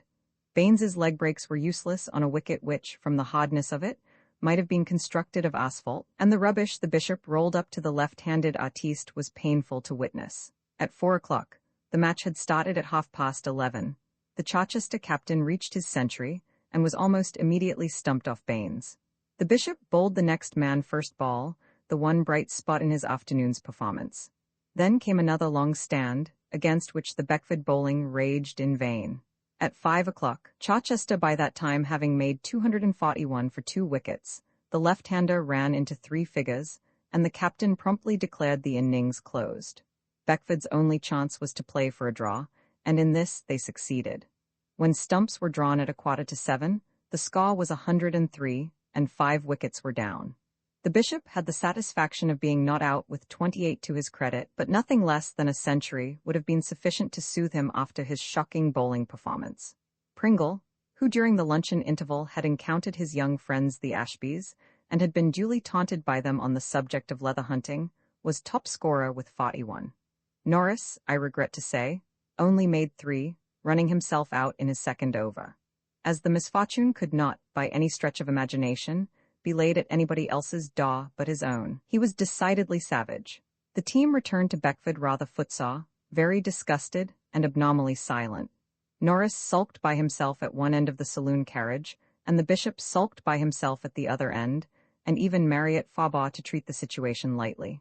It was a mournful homecoming. No cheering wildly as the brake drove to the college from Houghton, no shouting of the school song in various keys as they passed through the big gates. Simply silence, and except when putting him on to bowl, or taking him off, or moving him in the field, Norris had not spoken a word to the Bishop the whole afternoon. It was shortly after this disaster that Mr. Mortimer Wells came to stay with the headmaster. Mr. Mortimer Wells was a brilliant and superior young man, who was at some pains to be a cynic. He was an old pupil of the Head's in the days before he had succeeded to the rule of Beckford. He had the reputation of being a ripe scholar, and to him had been deputed the task of judging the poetical outbursts of the bards of the upper fifth, with the object of awarding to the most deserving, or, perhaps, to the least undeserving, the handsome prize bequeathed by His Open-Handed Highness, the Rajah of Seltsapaw. This gentleman sat with his legs stretched beneath the headmaster's generous table. Dinner had come to an end, and a cup of coffee, acting in cooperation with several glasses of port, and an excellent cigar, had inspired him to hold forth on the subject of poetry prizes. He held forth. "The poetry prize system," said he, "it is astonishing what nonsense a man, ordinarily intelligent, will talk after dinner, is on exactly the same principle as those penny-in-the-slot machines that you see at stations. You insert your penny. You set your prize subject. In the former case you hope for wax vestas, and you get butterscotch. In the latter, you hope for something at least readable, and you get the most complete, terrible, uninspired twaddle that was ever written on paper. The boy mind," here the ash of his cigar fell off onto his waistcoat, "the mealy boy mind is incapable of poetry." From which speech the shrewd reader will infer that Mr. Mortimer Wells was something of a prig. And perhaps, altogether shrewd reader, you're right. Mr. Lorry, the master of the Sixth, who had been asked to dinner to meet the great man, disagreed as a matter of principle. He was one of those men who will take up a cause from pure love of argument. "I think you're wrong, sir. I'm perfectly convinced you're wrong." Mr. Wells smiled in his superior way, as if to say that it was a pity that Mr. Lorry was so foolish, but that perhaps he could not help it. "Ah," he said, "but you have not had to wade through over 30 of these gems in a single week. I have. I can assure you your views would undergo a change if you could go through what I have. Let me read you a selection. If that does not convert you, nothing will. If you will excuse me for a moment, Beckett, I will leave the groaning bod and fetch the manuscripts." He left the room and returned with a pile of paper, which he deposited in front of him on the table. "Now," he said, selecting the topmost manuscript, "I will take no unfair advantage. I will read you the very pick of the bunch. None of the other, poems come within a long way of this. It is a case of eclipse first and the rest nowhere. The author, the gifted author, is a boy of the name of Lorimer, whom I congratulate on taking the Rajah's prize. I drain this cup of coffee to him. Are you ready? Now then." He cleared his throat. "Roman 16 a disputed authorship one moment," said Mr. Lorry. "Might I ask what is the subject of the poem?" "Death of Dido," said the headmaster. "Good, hackneyed, evergreen subject, mellow with years. Go on, Wells." Mr. Wells began, "Queen of Tyre, ancient Tyre, whilom mistress of the wave." Mr. Lorry, who had sunk back into the recesses of his chair in an attitude of attentive repose, sat up suddenly with a start. "What?" he cried. "Hullo," said Mr. Wells. "Has the beauty of the work come home to you already? You notice," he said, as he repeated the couplet, "that flaws begin to appear in the gem right from the start. It was rash of Master Lorimer to attempt such a difficult meter. Plucky, but rash." He should have stuck to blank verse. Taya, you notice? 2 syllables to rhyme with deny her in line 3. What did Fortune deny her? Were not all her warriors brave? That last line seems to me distinctly weak. I don't know how it strikes you. You're hypocritical, Wells, said the head. Now, for boy, I consider that a very good beginning. What do you say, Laurie? I think I am hardly a judge. To resume, said Mr. Mortimer Wells. He resumed and ran through the remaining verses of the poem with comments. When he had finished, he remarked that, in his opinion, a whiff of fresh air would not hurt him. If the headmaster would excuse him, he would select another of those excellent cigars and smoke it out of doors. By all means, said the head. I think I won't join you myself, but perhaps Laurie will. No, thank you. I think I will remain. Yes, I think I will remain. Mr. Wells walked jauntily out of the room. When the door had shut, Mr. Laurie coughed nervously. Another cigar, Laurie? No, thank you. I want to ask you a question. What is your candid opinion of those verses Mr. Wells was reading just now? The headmaster laughed. I don't think Wells treated them quite fairly. In my opinion, they were distinctly promising. For a boy in the upper fifth, you understand. Yes, on the whole, they showed distinct promise. They were mine, said Mr. Laurie. Yours? I don't understand. How were they yours? I wrote them, every word of them. You wrote them? But my dear Laurie? I don't wonder that you are surprised. For my own part, I am amazed, simply amazed. How the boy, I don't even remember his name, contrived to get hold of them, I have not the slightest conception. But that he did so contrive is certain. The poem is word for word, literally word for word, the same as one which I wrote when I was at Cambridge. You don't say so. Yes, it can hardly be a coincidence. Hardly, said the head. Are you certain of this? Perfectly certain. I am not eager to claim the authorship, I can assure you, especially after Mr. Wells's very outspoken criticisms, but there is nothing else to be done. The poem appeared more than a dozen years ago in a small book called The Dark Horse. Ah, something in the White Melville style, I suppose? No, said Mr. Laurie sharply. No, certainly not. They were serious poems, tragical most of them. I had them collected and published them at my own expense. Very much at my own expense. I used a pseudonym, I am thankful to say. As far as I could ascertain, the total sale amounted to 8 copies. I have never felt the very slightest inclination to repeat the performance. But how this boy managed to see the book is more than I can explain. He can hardly have bought it. The price was half a guinea, and there is certainly no copy in the school library. The thing is a mystery. A mystery that must be solved, said the headmaster. The fact remains that he did see the book, and it is very serious. Wholesale plagiarism of this description should be kept for the school magazine. It should not be allowed to spread to poetry prizes. I must see Lorimer about this tomorrow. Perhaps he can throw some light upon the matter. When, in the course of morning school next day, the school potter entered the upper fifth form room and informed Mr. Sims, who was engaged in trying to drive the beauties of Plautus colloquial style into the upper fifth brain, that the headmaster wished to see Lorimer. Lorimer's conscience was so abnormally good that for the life of him he could not think why he had been sent for. As far as he could remember, there was no possible way in which the authorities could get at him. If he had been in the habit of smoking out of bounds in lonely fields and deserted barns, he might have felt uneasy. But whatever his failings, that was not one of them. It could not be anything about bounds, because he had been so busy with cricket that he had had no time to break them this term. He walked into the presence, glowing with conscious rectitude, and no sooner was he inside than the headmaster, with 3 simple words, took every particle of starch out of his anatomy.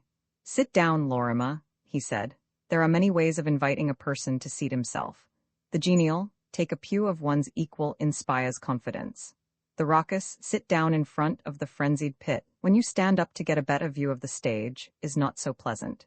But worst of all is the icy, sit down, of the annoyed headmaster.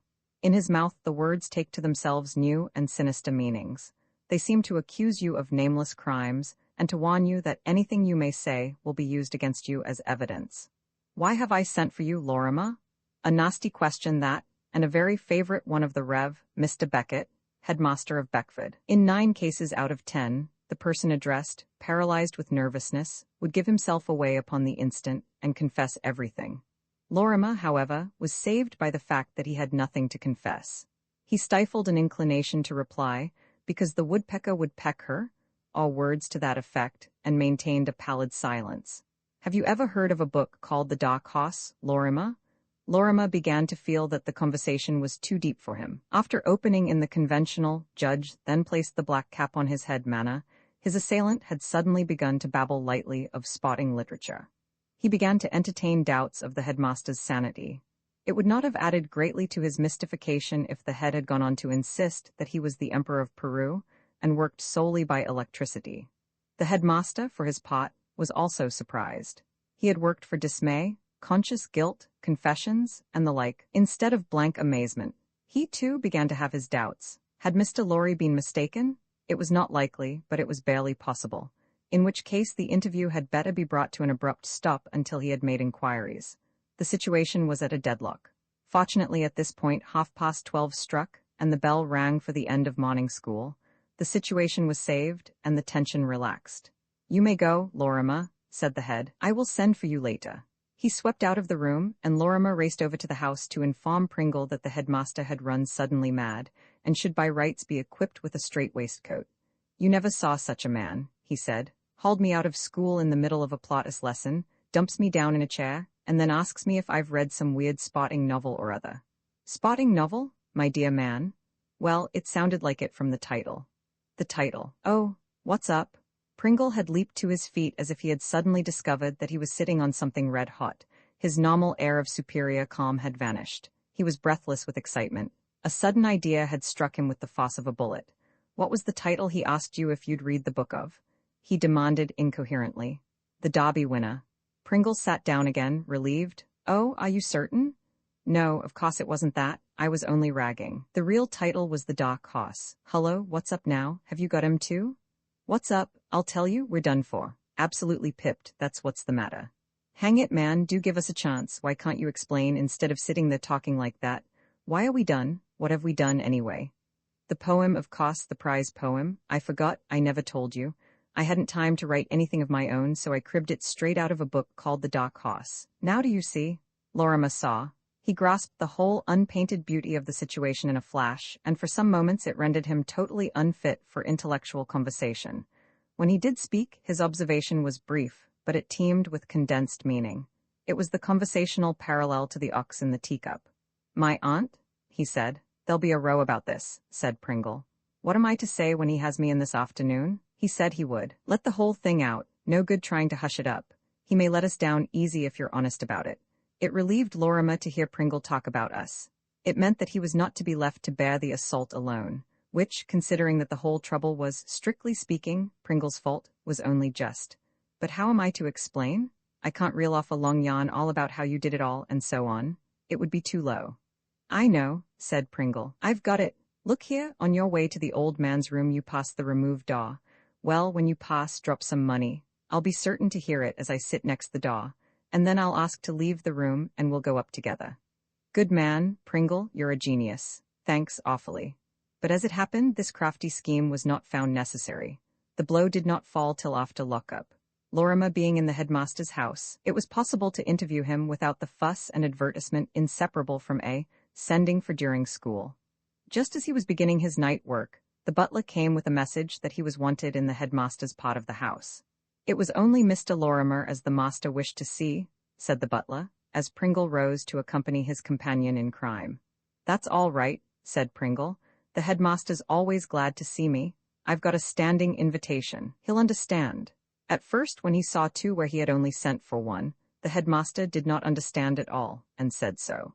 He had prepared to annihilate Lorimer hip and thigh, for he was now convinced that his blank astonishment at the mention of the Dark Horse during their previous interview had been, in the words of the bawd, a mere veneer, a while of guile. Since the morning he had seen Mr. Lorry again, and had with his own eyes compared the two poems, the printed and the written, the author by special request having hunted up a copy of that valuable work, The Dark Horse, from the depths of a cupboard in his rooms. His astonishment melted before Pringle's explanation, which was brief and clear, and gave way to righteous wrath. In well-chosen terms he harangued the two criminals. Finally, he perorated. "There is only one point which tells in your favor. You have not attempted concealment." Pringle nudged Lorimer surreptitiously at this, and I may add that I believe that, as you say, you did not desire actually to win the prize by underhand means. But I cannot overlook such an offense. It is serious. Most serious. You will, both of you, go into extra lesson for the remaining Saturdays of the term.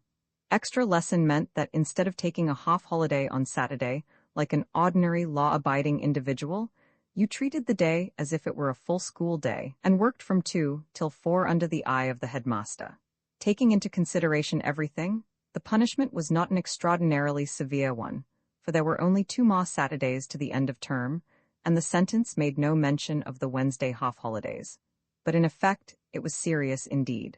It meant that neither Pringle nor Lorimer would be able to play in the final house match against Leicester's, which was fixed to begin on the next Saturday at 2 o'clock. Among the rules governing the house matches was one to the effect that no house might start a match with less than 11 men, nor might the 11 be changed during the progress of the match, a rule framed by the headmaster, not wholly without an eye to emergencies like the present.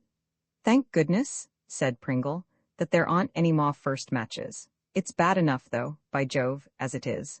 I suppose it's occurred to you that this cuts us out of playing in the final." Lorimer said the point had not escaped his notice. "I wish," he observed, with simple pathos, "that I'd got the Roger of Seltzepaw here now. I'd strangle him. I wonder if the old man realizes that he's done his own house out of the cup. Wouldn't care if he did. Still, it's a sickening nuisance. Leicester's are a cert now." "Absolute cert," said Lorimer. "Baines can't do all the bowling, especially on a hard wicket, and there's nobody else. As for our batting and fielding, don't," said Pringle gloomily. "It's too awful." On the following Saturday, Leicester's ran up a total in their first innings which put the issue out of doubt, and finished off the game on the Monday by beating the schoolhouse by 6 wickets. Roman 17, the winter term. It was the first day of the winter term. The bishop, as he came back by express, could not help feeling that, after all, life considered as an institution had its points. Things had mended steadily during the last weeks of the term. He had kept up his end as head of the house perfectly. The internal affairs of Leicester's were going as smoothly as oil, and there was the Cricket Cup to live up to. Nothing pulls a house together more than beating all comers in the field, especially against odds, as Leicester's had done. And then Monk and Danvers had left. That had set the finishing touch to a good term's work. The mob were no longer a power in the land. Waterford remained, but a subdued, benevolent Waterford, with a wonderful respect for law and order. Yes, as far as the house was concerned, Gethryn felt no apprehensions. As regarded the school at large, things were bound to come right in time. A school has very little memory. And in the present case, the bishop, being second man in the 15, had unusual opportunities of righting himself in the eyes of the multitude. In the winter term, cricket is forgotten. Football is the only game that counts. And to round off the whole thing, when he entered his study, he found a letter on the table. It was from Farney, and revealed 2 curious and interesting facts.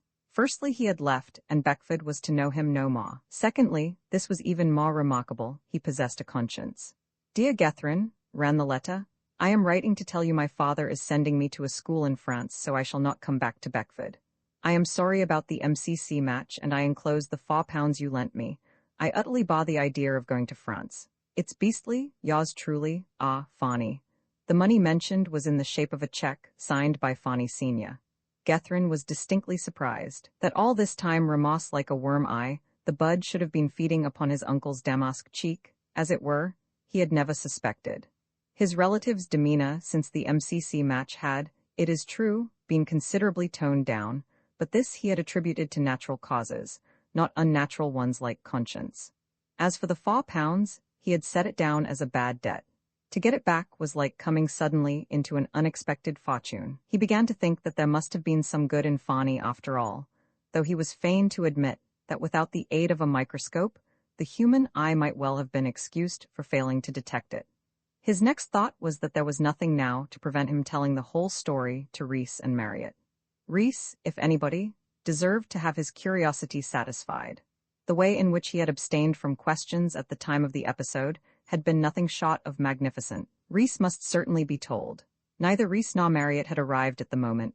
Both were in the habit of returning at the latest possible hour, except at the beginning of the summer term. The bishop determined to reserve his story until the following evening.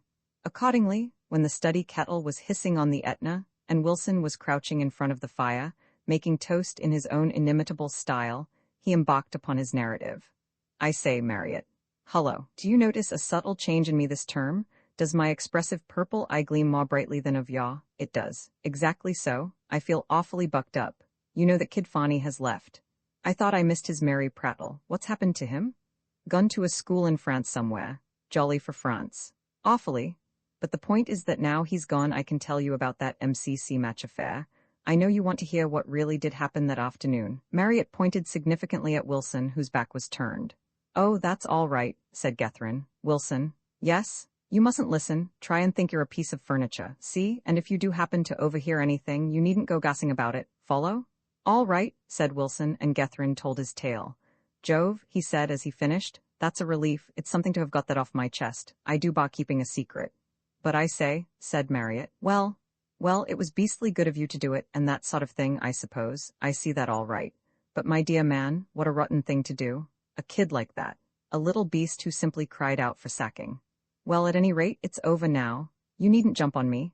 I acted from the best motives. That's what my grandfather, Fanny's pater, you know, always used to say when he got at me for anything in the happy days of my childhood. Don't sit there looking like a beastly churchwarden, you ass. Buck up and take an intelligent interest in things. No, but really, Bishop, said Marriott, you must treat this seriously. You'll have to let the other chaps know about it.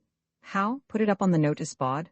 This is to certify that Mr. Alan Gethryn of Leicester's House, Beckford, is dismissed without a stain on his character. You ask, how can I let them know?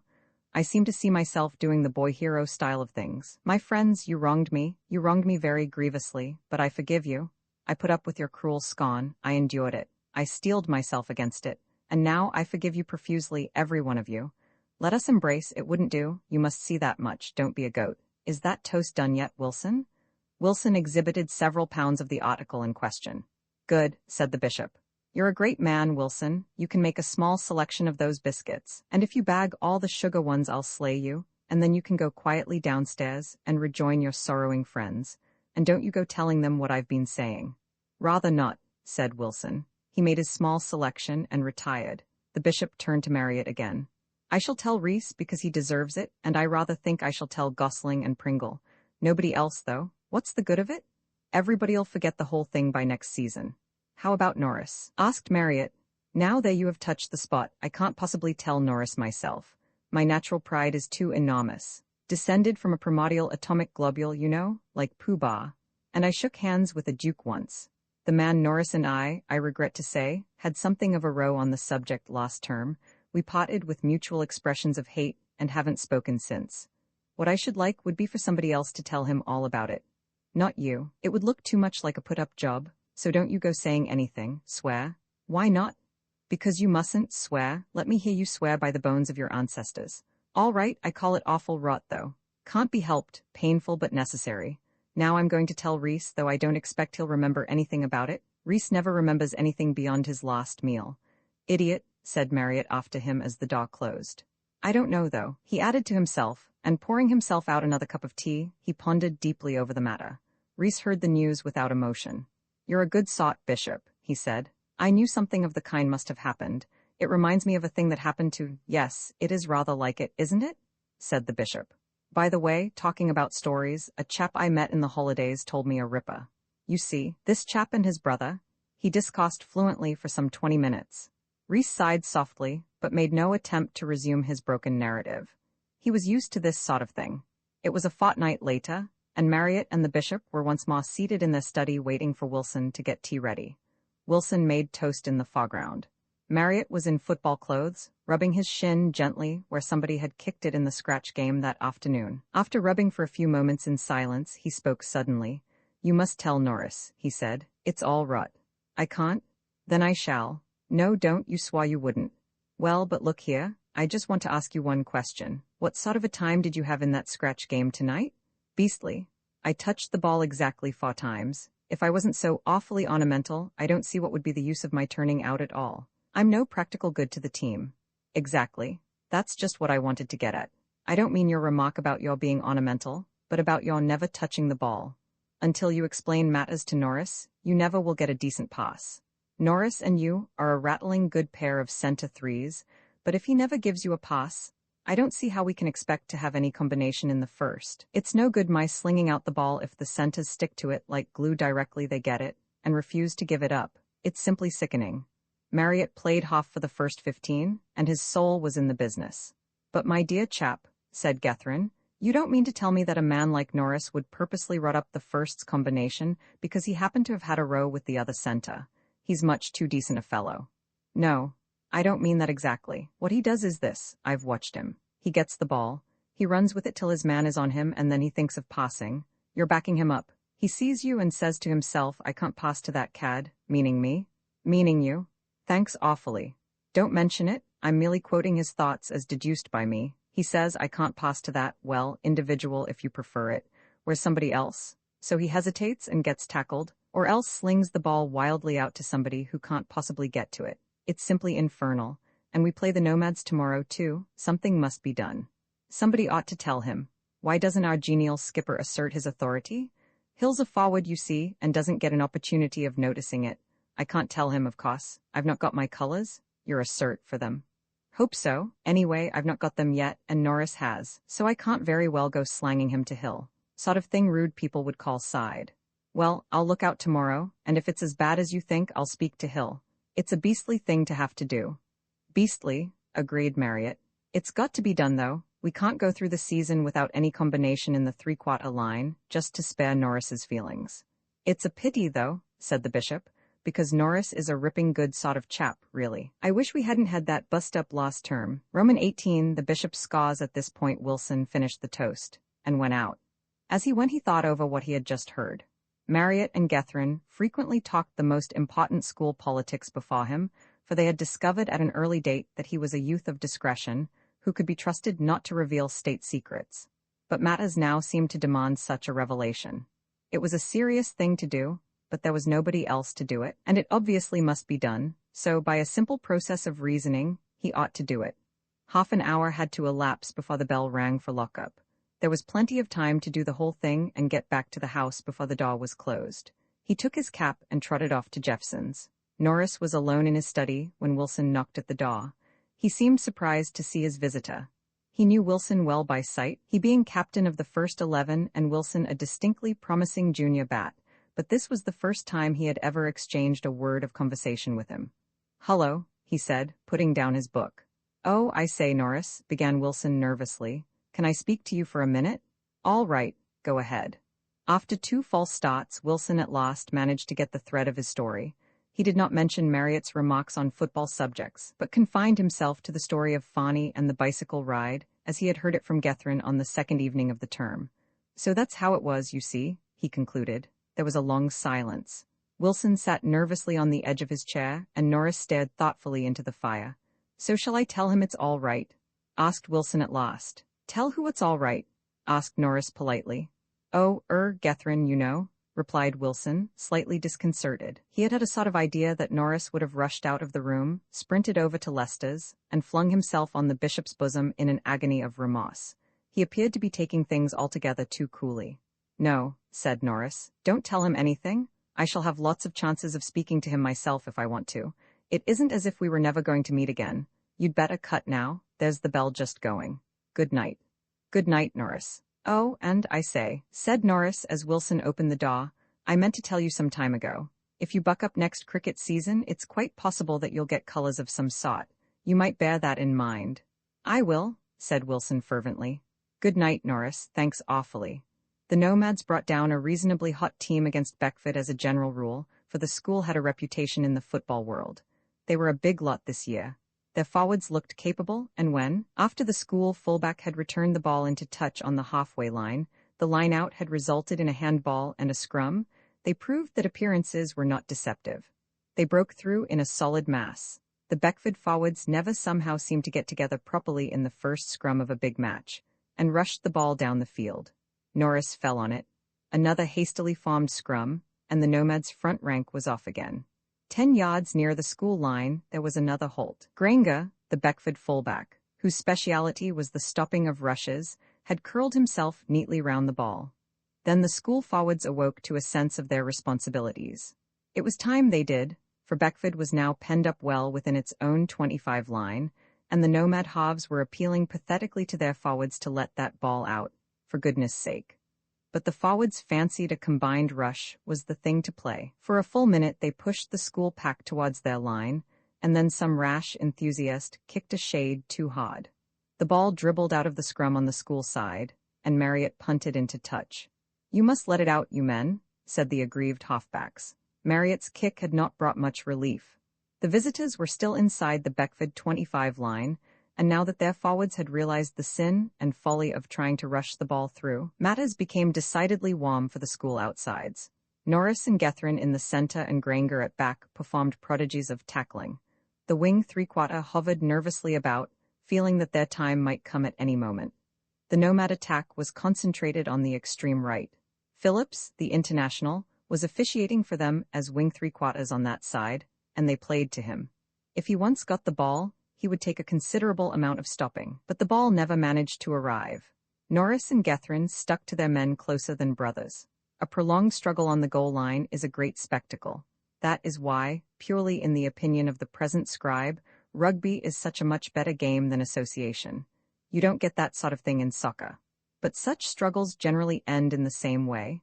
The Nomads were now within a couple of yards of the school line. It was a question of time. In 3 minutes, the whistle would blow for halftime, and the school would be saved. But in those 3 minutes, the thing happened. For the first time in the match, the Nomad forwards heeled absolutely cleanly. Hitherto, the ball had always remained long enough in the scrum to give Marriott and Wogan, the school halves, time to get round and on to their men before they could become dangerous. But this time the ball was in and out again in a moment. The Nomad half, who was taking the scrum, picked it up and was over the line before Marriott realized that the ball was out at all. The school lining the ropes along the touchline applauded politely but feebly, as was their custom when the enemy scored. The kick was a difficult one. The man had got over in the corner and failed. The referee blew his whistle for halftime. The teams sucked lemons, and the Beckford forwards tried to explain to Hill, the captain, why they never got that ball in the scrums. Hill, having observed bitterly, as he did in every match when the school did not get 30 points in the first half, that he would chuck the whole lot of them out next Saturday. The game recommenced. Beckford started on the second half with 3 points against them, but with both wind, what there was of it, and slope in their favor. 3 points, especially in a club match, where one's opponents may reasonably be expected to suffer from lack of training and combination, is not an overwhelming score. Beckford was hopeful and determined. To record all the fluctuations of the game for the next 35 minutes is unnecessary. Copies of the Beckfordian containing a full report, crammed with details, and written in the most polished English, may still be had from the editor at the modest price of 6pence. Suffice it to say that 2 minutes from the kickoff, the Nomads increased their score with a goal from a mark, and almost immediately afterwards, Marriott gave the school their first score with a neat dropkick. It was about 5 minutes from the end of the game, and the Nomads still led when the event of the afternoon took place. The Nomad forwards had brought the ball down the ground with one of their combined dribbles, and a scrum had been formed on the Beckford 25 line. The visitors heeled as usual. The half who was taking the scrum whipped the ball out in the direction of his colleague, but before it could reach him, Wogan had intercepted the pass and was off down the field, through the enemy's three-quarter line, with only the back in front of him, and with Norris in close attendance, followed by Gethrin. There is nothing like an intercepted pass for adding a dramatic touch to a close game. A second before, it had seemed as though the school must be beaten, for though they would probably have kept the enemy out for the few minutes that remained, they could never have worked the ball down the field by ordinary give-and-take play. And now, unless Wogan shamefully bungled what he had begun so well, victory was certain. There was a danger, though. Wogan might, in the excitement of the moment, try to get past the back and score himself, instead of waiting until the back was on him, and then passing to Norris. The school on the touchline shrieked their applause, but there was a note of anxiety as well. A slight reputation which Wogan had earned for playing a selfish game sprang up before their eyes. Would he pass, or would he run himself? If the latter, the odds were anything against his succeeding, but everything went right. Wogan arrived at the back, drew that gentleman's undivided attention to himself, and then slung the ball out to Norris, the model of what a pass ought to be. Norris made no mistake about it. Then the remarkable thing happened. The bishop, having backed Norris up for 50 yards at full speed, could not stop himself at once. His impetus carried him on when all need for expenditure of energy had come to an end. He was just slowing down, leaving Norris to complete the thing alone, when to his utter amazement he found the ball in his hands. Norris had passed to him. With a clear run-in and the nearest foeman yards to the rear, Norris had passed. It was certainly weird, but his first duty was to score. There must be no mistake about the scoring. Afterwards he could do any thinking that might be required. He shot at express speed over the line and placed the ball in the exact center of the white line which joined the posts. Then he walked back to where Norris was waiting for him. "Good man," said Norris. "That was awfully good." His tone was friendly. He spoke as he had been accustomed to speak before the MCC match. Gethrin took his cue from him. It was evident that, for reasons at present unexplained, Norris wished for peace, and such being the case, the bishop was only too glad to oblige him. "No," he said. "It was jolly good of you to let me in like that. Why, you'd only got to walk over." "Oh, I don't know. I might have slipped or something. Anyhow, I thought I'd bet a pass." "What price Beckford combination? The homemade article, eh?" "Rather," said the bishop. "Oh, by the way," said Norris, "I was talking to young Wilson yesterday evening. Or rather, he was talking to me. Decent kid, isn't he? He was telling me about Farney. The MCC match, you know, and so on." "Oh," said the bishop. He began to see how things had happened. "Yes," said Norris. "Hullo, that gives us the game." A roar of applause from the touchline greeted the successful attempt of Hill to convert Gethrin's try into the necessary goal. The referee performed a solo on the whistle, and immediately afterwards another, as if as an encore. "No side," he said pensively. "The school had won by 2 points. "That's all right," said Norris. "I say, can you come and have tea in my study when you've changed? Some of the fellows are coming. I've asked Reese and Marriott, and Pringle said he'd turn up too. It'll be rather a tight fit, but we'll manage somehow." "Right," said the bishop. "Thanks very much." Norris was correct, it was a tight fit, but then, a study brew loses half its charm if there is room to breathe. It was a most enjoyable ceremony in every way. After the serious part of the meal was over, and the time had arrived when it was found pleasanter to eat wafer biscuits than muffins, the bishop obliged once more with a recital of his adventures on that distant day in the summer term. There were several comments when he had finished.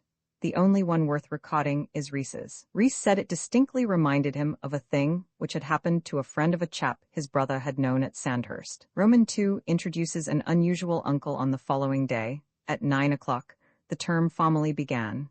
There is nothing of Black Monday about the first day of term at a public school. Black Monday is essentially a private school institution. At Beckford, the first day of every term was a half-holiday.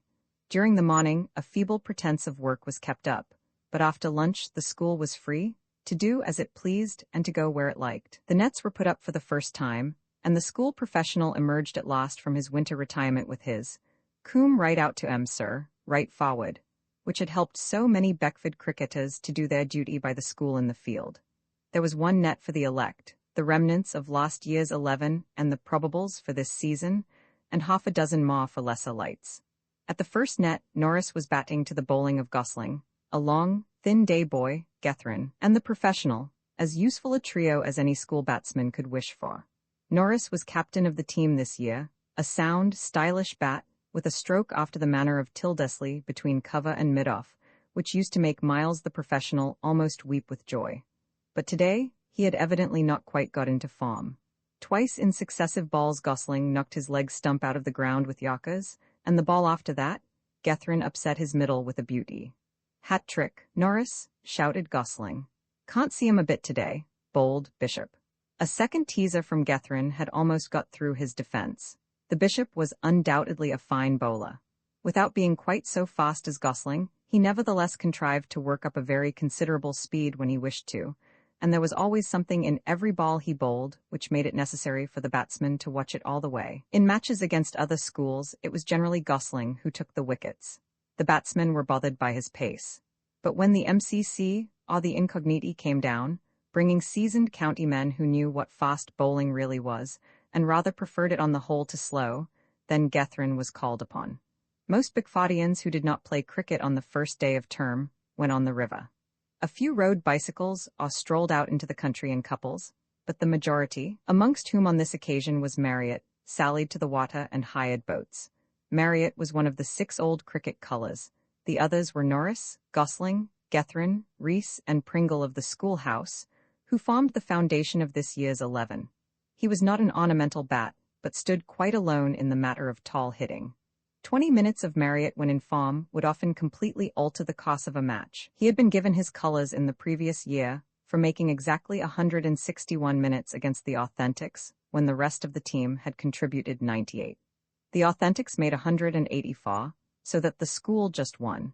And the story of how there were 5 men out in the deep for him, and how he put the slow bowler over their heads and over the ropes 8 times in 3 overs, had passed into a school legend. But today other things than cricket occupied his attention. He had run Wilson to earth and was engaged in making his acquaintance, according to instructions received. "Are you Wilson?" he asked. "P.V. Wilson?" Wilson confirmed the charge. "My name's Marriott. Does that convey any significance to your young mind?" "Oh, yes, my mater knows somebody who knows your aunt. It is a true bill. And she said you would look after me. I know you won't have time, of course. I expect I shall have time to give you all the looking after you'll require. It won't be much from all I've heard. Was all that true about you and young Skinner?" Wilson grinned. "I did have a bit of a row with a chap called Skinner," he admitted. "So Skinner seems to think," said Marriott. "What was it all about?" "Oh, he made an ass of himself," said Wilson vaguely. Marriott nodded. "He would. I know the man. I shouldn't think you'd have much trouble with Skinner in the future. By the way, I've got you for a fag this term. You don't have to do much in the summer. Just rot around, and go to the shop for biscuits and things, that's all. And within limits of costs you get the run of the study." "I see," said Wilson gratefully. The prospect was pleasant.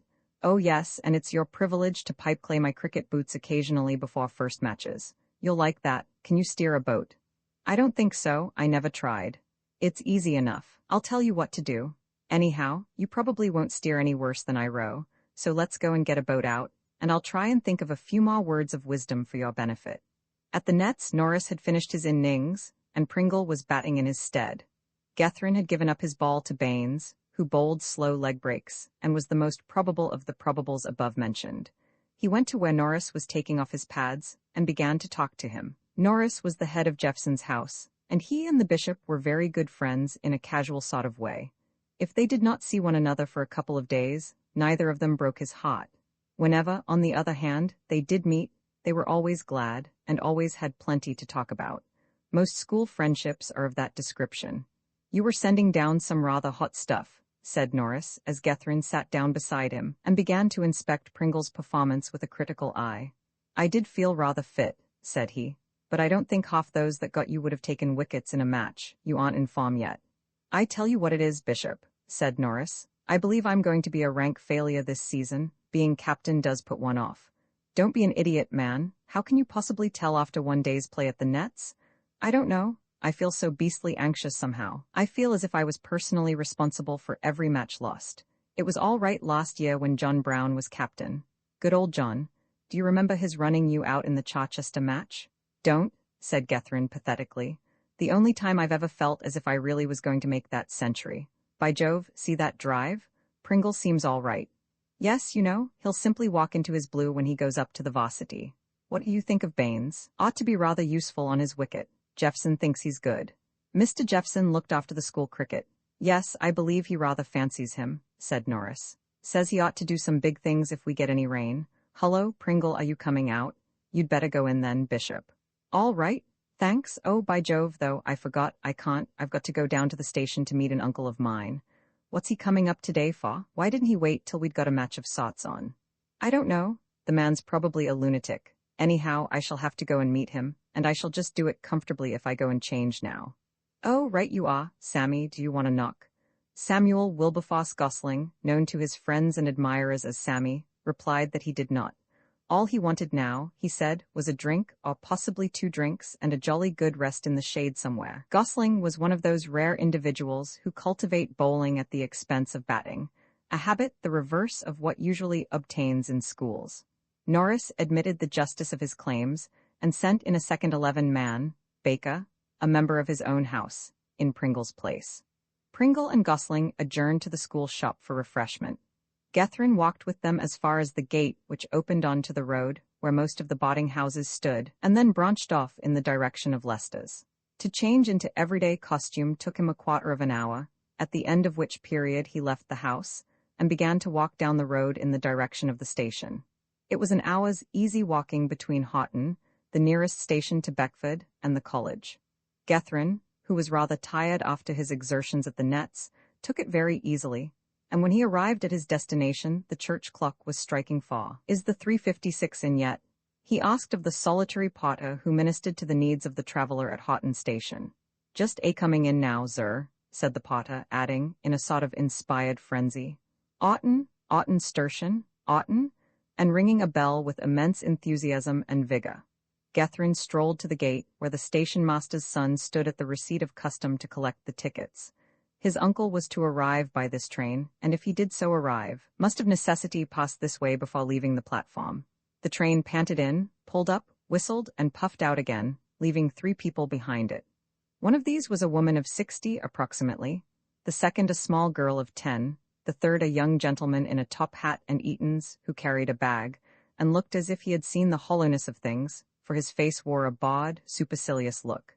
His uncle had evidently not arrived, unless he had come disguised as an old woman, an act of which Gethryn refused to believe him capable. He inquired as to the next train that was expected to arrive from London. The station-master's son was not sure, but would ask the porter, whose name it appeared was Johnny. Johnny gave the correct answer without an effort. 7:30 it was, sir, except on Saturdays, when it was 8 o'clock. Thanks, said the bishop. Dash the man, he might at least have wired. He registered a silent wish concerning the uncle who had brought him along 3 miles out of his way with nothing to show at the end of it, and was just turning to leave the station, when the top-hatted small boy, who had been hovering round the group during the conversation, addressed winged words to him. These were the winged words. I say, are you looking for somebody? The bishop stared at him as a naturalist stares at a novel species of insect. Yes, he said. Why, is your name Gethryn? This affair, thought the bishop, was beginning to assume an uncanny aspect. How the dickens did you know that? He said. Oh, then you are Gethryn, that's all right. I was told you were going to be here to meet this train. Glad to make your acquaintance. My name's Fanny. I'm your uncle, you know. My what? Gurgled the bishop. Your uncle, uncle, cull, uncle, fact I assure you. Roman 3 the uncle makes himself at home but, dash it, said Gethryn when he had finished gasping, that must be rot. Not a bit, said the self-possessed youth. Your mater was my elder sister, you'll find it works out all right. Look here. A, the daughter of B and C marries. No, look here, I was born when you were 4, see? Then the demoralized bishop remembered. He had heard of his juvenile uncle, but the tales had made little impression upon him. Till now they had not crossed one another's tracks. Oh, all right, said he. I'll take your word for it. You seem to have been getting up the subject. Yes, thought you might want to know about it. I say, how far is it to Beckford, and how do you get there? Up till now Gethryn had scarcely realized that his uncle was actually coming to the school for good. These words brought the fact home to him. Oh, Lord, he said. Are you coming to Beckford? The thought of having his footsteps perpetually dogged by an uncle 4 years younger than himself, and manifestly a youth with a fine taste in cheek, was not pleasant. Of course, said his uncle. What did you think I was going to do? Camp out on the platform? What house are you in? Leicester's. The worst had happened. The bitter cup was full, the iron neatly inserted in Gethryn's soul. In his most pessimistic moments he had never looked forward to the coming term so gloomily as he did now. His uncle noted his lack of enthusiasm, and attributed it to anxiety on behalf of himself. What's up? He asked. Isn't Leicester's all right? Is Leicester a beast? No, he's a perfectly decent sort of man. It's a good enough house. At least it will be this term. I was only thinking of something. I see. Well, how do you get to the place? Walk. It isn't far. How far?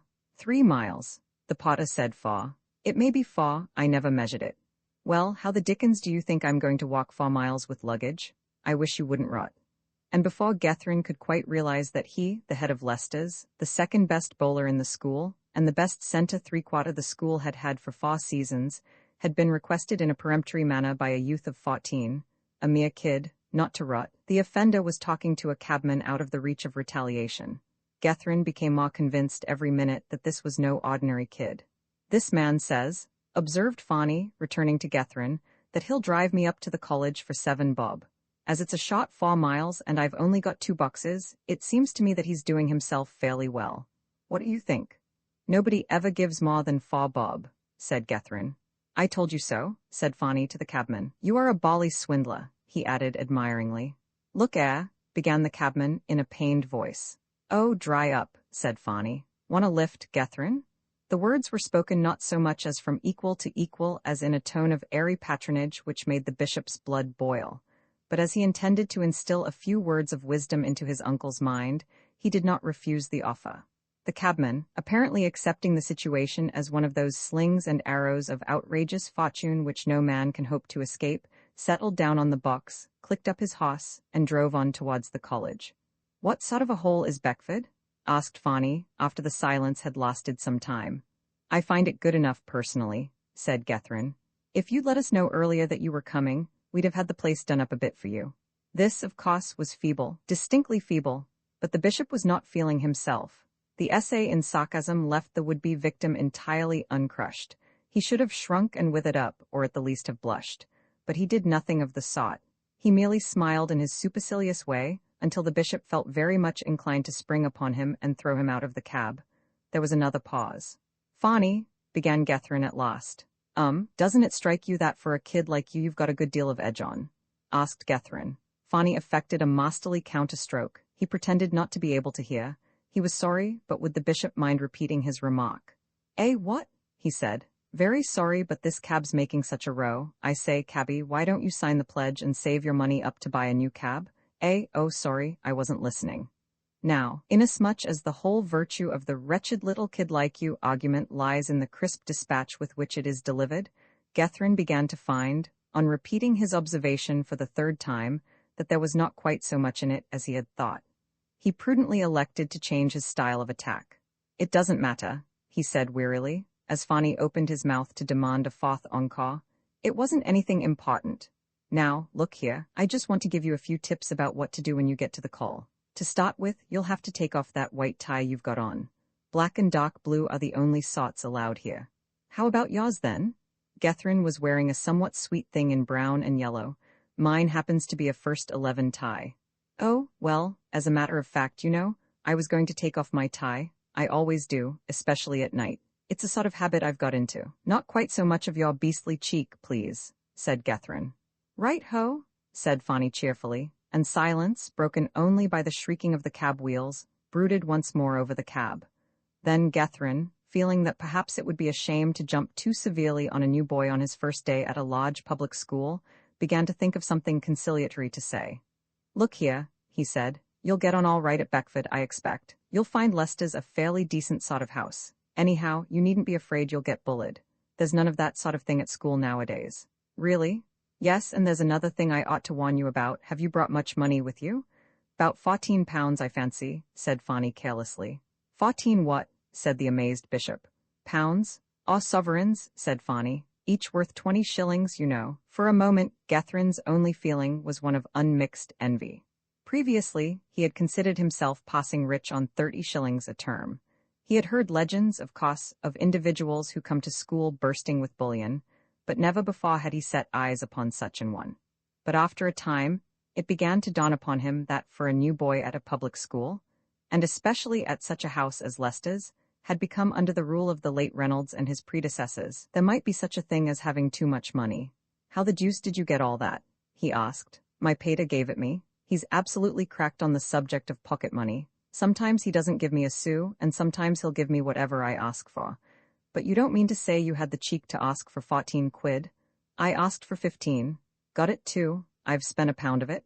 I said I wanted to buy a bike. You can get a jolly good bike for 5 quid about, so you see I scooped £10. "What?" This ingenious, if slightly unscrupulous, feat gave Gethrin an insight into his uncle's character, which up till now he had lacked. He began to see that the moral advice with which he had primed himself would be out of place. Evidently, this youth could take quite good care of himself on his own account. Still, even a budding Professor Moriarty would be none the worse for being warned against Gethrin's bête noire, monk, so the bishop proceeded to deliver that warning. "Well," he said, "you seem to be able to look out for yourself all right, I must say. But there's one tip I really can give you. When you get to Leicester's, and a beast with a green complexion and an oily smile comes up and calls you old Charapie, and wants you to swear eternal friendship, tell him it's not good enough. Squash him." "Thanks," said Fawny. "Who is this genial merchant?" "Chap called Monk. You'll recognize him by the smell of scent. When you find the place smelling like an eau de cologne factory, you'll know Monk's somewhere near. Don't you have anything to do with him." "You seem to dislike the gentleman." "I bar the man, but that isn't why I'm giving you the tip to steer clear of him. There are dozens of chaps I bar who haven't an ounce of vice in them, and there are 1 or 2 chaps who have got tons. Monk's one of them. A fellow called Danvers is another. Also a beast of the name of Waterford. There are some others as well, but those are the worst of the lot. By the way, I forgot to ask, have you ever been to school before?" "Yes," said Fawny, in the dreamy voice of one who recalls memories from the misty past. "I was at Harrow before I came here, and at Wellington before I went to Harrow, and at Clifton before I went to Wellington. Gethryn gasped. Anywhere before you went to Clifton? He inquired. Only private schools. The recollection of the platitudes which he had been delivering, under the impression that he was talking to an entirely raw beginner, made Gethryn feel slightly uncomfortable. What must this wanderer, who had seen men in cities, have thought of his harangue? "Why did you leave Harrow?" asked he. "Sacked," was the laconic reply. "Have you ever," asks a modern philosopher, "gone upstairs in the dark, and trodden on the last step when it wasn't there?" That sensation and the one Gethryn felt at this unexpected revelation were identical, and the worst of it was that he felt the keenest desire to know why Harrow had seen fit to dispense with the presence of his uncle. "Why?" he began. "I mean," he went on hurriedly, "why did you leave Wellington?" "Sacked," said Fanny again, with the monotonous persistence of a Solomon eagle. Gethryn felt at this juncture much as the unfortunate gentleman in Punch must have felt, when, having finished a humorous story, the point of which turned upon squinting and red noses, he suddenly discovered that his host enjoyed both those peculiarities. He struggled manfully with his feelings for a time. Tact urged him to discontinue his investigations and talk about the weather. Curiosity insisted upon knowing further details. Just as the struggle was at its height, Fanny came unexpectedly to the rescue. "It may interest you," he said, "to know that I was not sacked from Clifton." Gethryn, with some difficulty, refrained from thanking him for the information. "I never stop at a school long," said Fanny. "If I don't get sacked, my father takes me away after a couple of terms. I went to 4 private schools before I started on the public schools. My pater took me away from the first 2 because he thought the drains were bad, the third because they wouldn't teach me shorthand, and the 4th because he didn't like the headmaster's face. I worked off those schools in a year and a half." Having finished this piece of autobiography, he relapsed into silence, leaving Gethryn to recollect various tales he had heard of his grandfather's eccentricity. The silence lasted until the college was reached, when the matron took charge of Fanny, and Gethryn went off to tell Marriott of these strange happenings. Marriott was amused, nor did he attempt to conceal the fact. When he had finished laughing, which was not for some time, he favored the bishop with a very sound piece of advice. "If I were you," he said, "I should try and hush this affair up. It's all fearfully funny, but I think you'd enjoy life more if nobody knew this kid was your uncle. To see the head of the house going about with a juvenile uncle in his wake might amuse the chaps rather, and you might find it harder to keep order. I won't let it out, and nobody else knows apparently. Go and square the kid. Oh, I say though, what's his name? If it's Gethryn, you're done, unless you like to swear he's a cousin. No, his name's Fanny, thank goodness. That's all right then, go and talk to him." Gethryn went to the junior study. Fanny was holding forth to a knot of fags at one end of the room. His audience appeared to be amused at something. "I say, Fanny," said the bishop. "Half a second." Fanny came out, and Gethryn proceeded to inform him that, all things considered, and proud as he was of the relationship, it was not absolutely essential that he should tell everybody that he was his uncle. In fact, it would be rather better on the whole if he did not. Did he follow? Fanny begged to observe that he did follow, but that, to his sorrow, the warning came too late. "I'm very sorry," he said. "I hadn't the least idea you wanted the thing kept dark. How was I to know? I've just been telling it to some of the chaps in there. Awfully decent chaps. They seem to think it rather funny. Anyhow, I'm not ashamed of the relationship. Not yet, at any rate." For a moment Gethryn seemed about to speak. He looked fixedly at his uncle as he stood framed in the doorway, a cheerful column of cool, calm, concentrated cheek. Then, as if realizing that no words that he knew could do justice to the situation, he raised his foot in silence, and booted his own flesh and blood with mocked emphasis. After which ceremony he went, still without a word, upstairs again. As for Fanny, he returned to the junior day room, whistling Down South in a soft but cheerful key, and solidified his growing popularity with doles of food from a hamper which he had brought with him. Finally, on retiring to bed and being pressed by the rest of his dormitory for a story, he embarked upon the history of a certain Pollock, and an individual referred to throughout as the Porroh man, the farmer of whom caused the latter to be decapitated, and was ever afterwards haunted by his head, which appeared to him all day and every day, not excepting Sundays and bank holidays, in an upside-down position and wearing a horrible grin. In the end, Pollock very sensibly committed suicide, with ghastly details, and the dormitory thanked Fanny in a subdued and chastened manner, and tried, with small success, to go to sleep. In short, Fanny's first evening at Beckford had been quite a triumph. Roman Faw Pringle makes a spotting offer estimating it roughly. It takes a new boy at a public school about a week to find his legs and shed his skin of newness. The period is, of course, longer in the case of some and shorter in the case of others. Both Fani and Wilson had made themselves at home immediately. In the case of the latter, directly, the Skinner episode had been noised abroad, and it was discovered in addition that he was a promising bat. Public opinion recognized that here was a youth out of the common run of new boys, and the lower Forth, the farm in which he had been placed on arrival, took him to its bosom as an equal. Fani's case was exceptional. A career at Harrow, Clifton, and Wellington, however short and abruptly terminated, gives one some sort of grip on the way public school life is conducted. At an early date, moreover, he gave signs of what almost amounted to genius in the indoor game department. Now, success in the field is a good thing, and undoubtedly makes for popularity. But if you desire to command the respect and admiration of your fellow beings to a degree stretched almost to the point of idolatry, make yourself proficient in the art of whiling away the hours of afternoon school. Before Fani's arrival, his farm, the Upper Forth, with the best intentions in the world, had not been skillful raggers. They had ragged in an intermittent, once-a-week sort of way. When, however, he came on the scene, he introduced a welcome element of science into the spot, as witness the following. Mr. Strudwick, the regular master of the farm, happened on one occasion to be away for a couple of days, and a stopgap was put in his place. The name of the stopgap was Mr. Somerville Smith.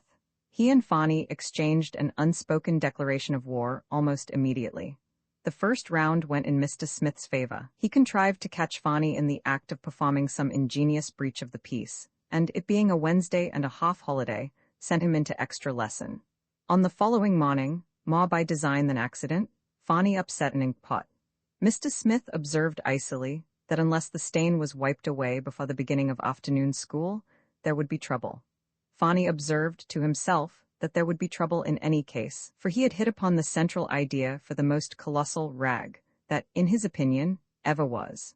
After morning school, he gathered the farm around him and disclosed his idea.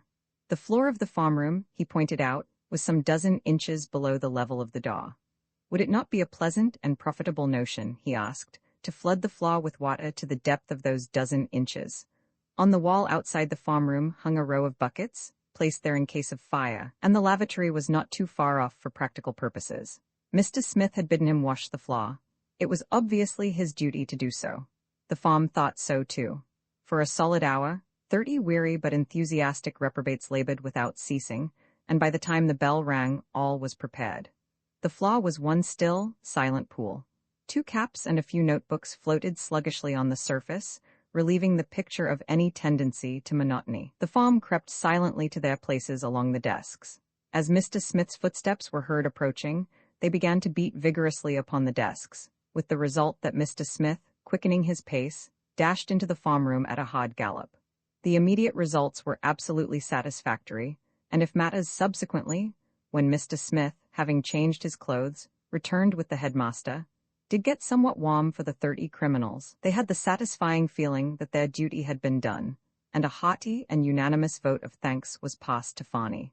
From which it will be seen that Master Reginald Fani was managing to extract more or less enjoyment out of his life at Beckford.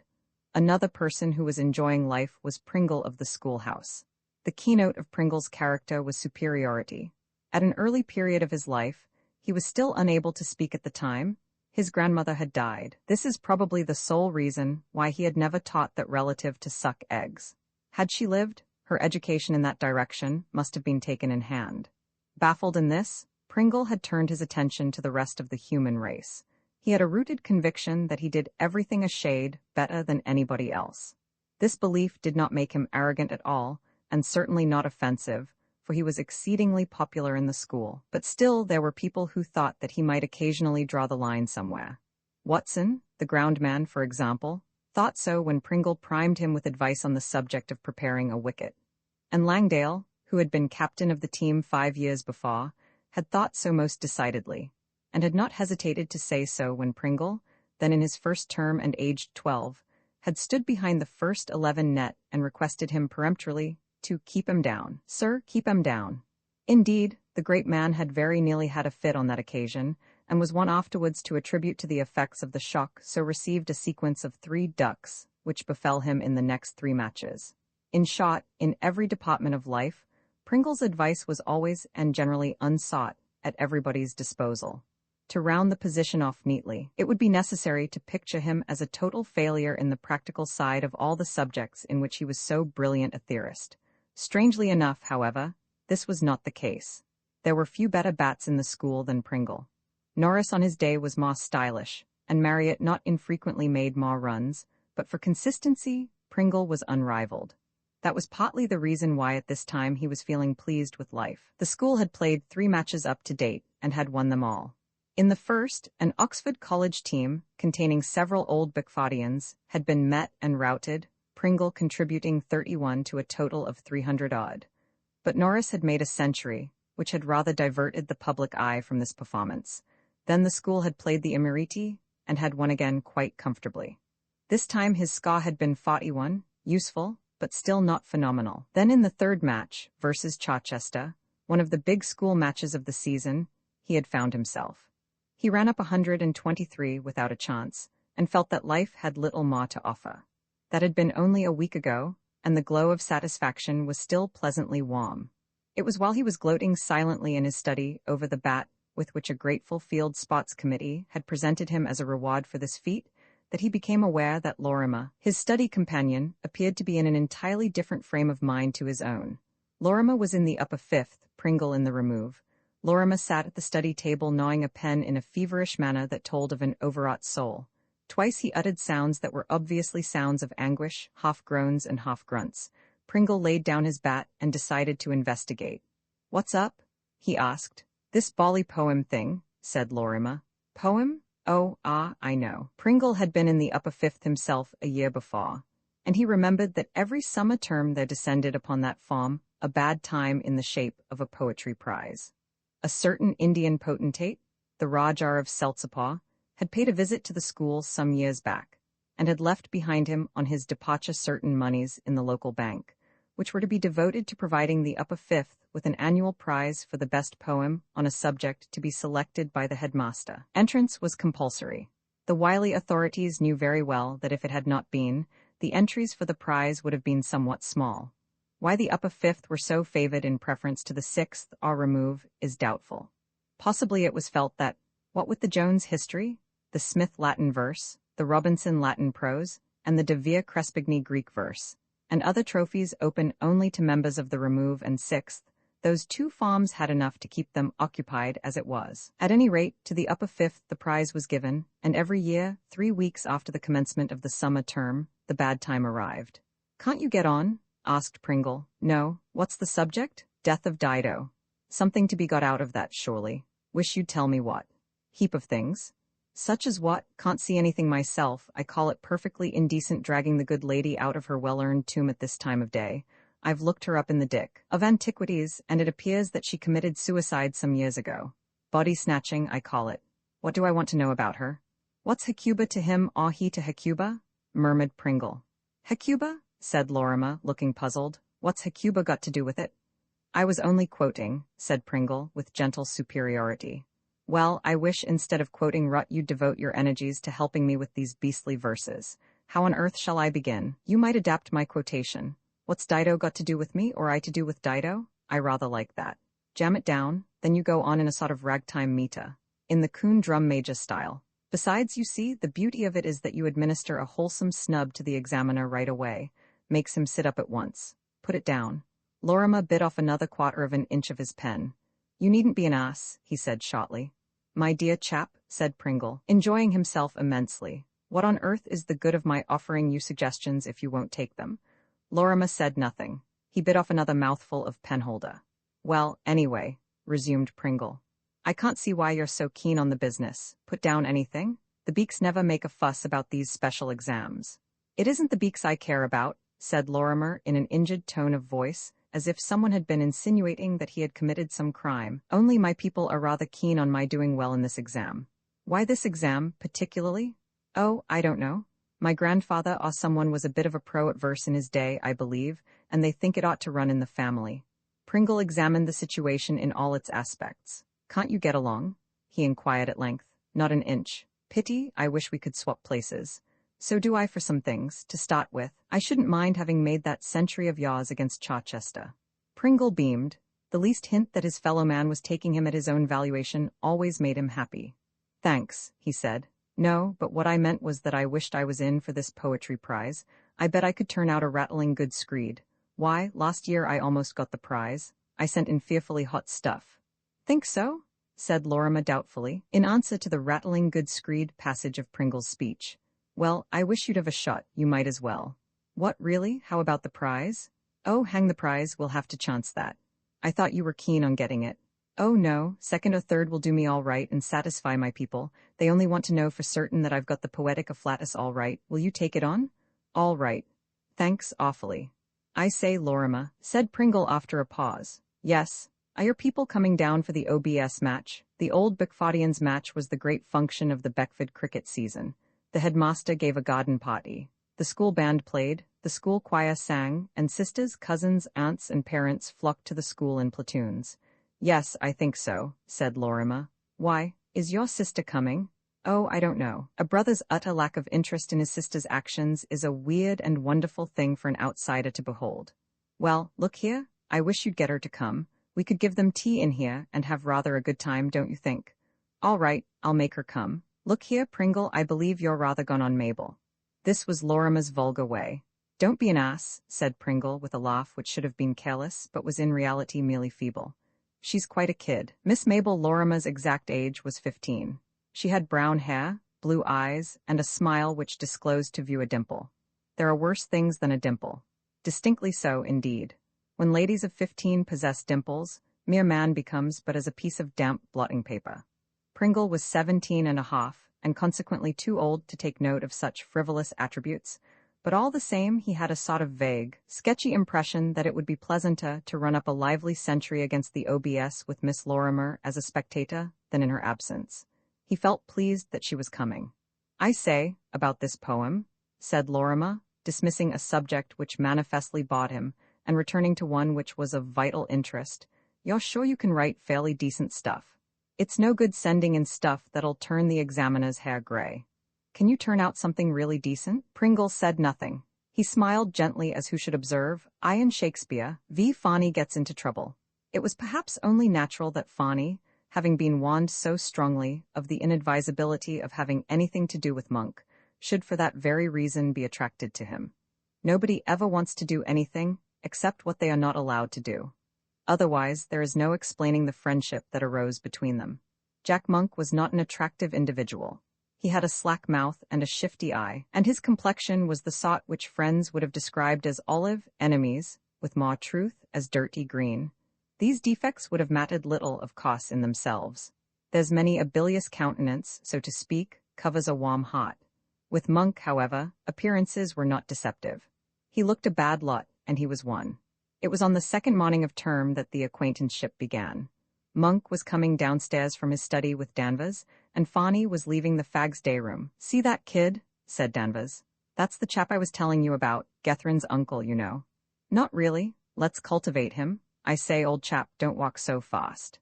Fanny, rightly concluding that the remark was addressed to him, turned and waited, and the three strolled over to the school buildings together. They would have made an interesting study for the observer of human nature. The two seniors fancying that they had to deal with a small boy just arrived at his first school, and in the grip of that strange, lost feeling which attacks the best of new boys for a day or so after their arrival, and Fanny, on the other hand, watching every move, as perfectly composed and at home as a youth should be with the experience of 3 public schools to back him up. When they arrived at the school gates, Monk and Danvers turned to go in the direction of their farm room, the remove, leaving Fanny at the door of the upper fourth. At this point, a small comedy took place. Monk, after feeling hastily in his pockets, requested Danvers to lend him 5 shillings until next Saturday. Danvers knew this request of old, and he knew the answer that was expected of him. By replying that he was sorry, but he had not got the money, he gave Fanny, who was still standing at the door, his cue to offer to supply the deficiency. Most new boys, they had grasped this fact from experience, would have felt it an honor to oblige a senior with a small loan. As Fanny made no signs of doing what was expected of him, Monk was obliged to resort to the somewhat cruder cost of applying for the loan in person. He applied. Fani, with the utmost willingness, brought to light a handful of money, mostly gold. Monk's eye gleamed approval, and he stretched forth an itching palm. Danvers began to think that it would be rash to let a chance like this slip. Ordinarily, the tacit agreement between the pair was that only one should borrow at a time, lest confidence should be destroyed in the victim. But here was surely an exception, a special case. With a young gentleman so obviously a man of coin as Fani, the rule might well be broken for once. "While you're about it, Fani, old man," he said carelessly, "you might let me have a bob or two if you don't mind. 5 bob'll see me through to Saturday all right." "Do you mean tomorrow?" inquired Fani, looking up from his heap of gold. "No, Saturday week. Let you have it back by then at the latest. Make a point of it." "How would a quid do?" "Ripping," said Danvers ecstatically. "Same here," assented Monk. "Then that's all right," said Fani briskly. "I thought perhaps you mightn't have had enough. You've got a quid, I know, Monk, because I saw you haul one out at breakfast. And Danvers has got one too, because he offered to toss you for it in the study afterwards. And besides, I couldn't lend you anything in any case, because I've only got about 14 quid myself." With which parting shot he retired, wrapped in gentle thought, into his farm room, and from the noise which ensued immediately upon his arrival, the shrewd listener would have deduced, quite correctly, that he had organized and taken the leading part in a general rag.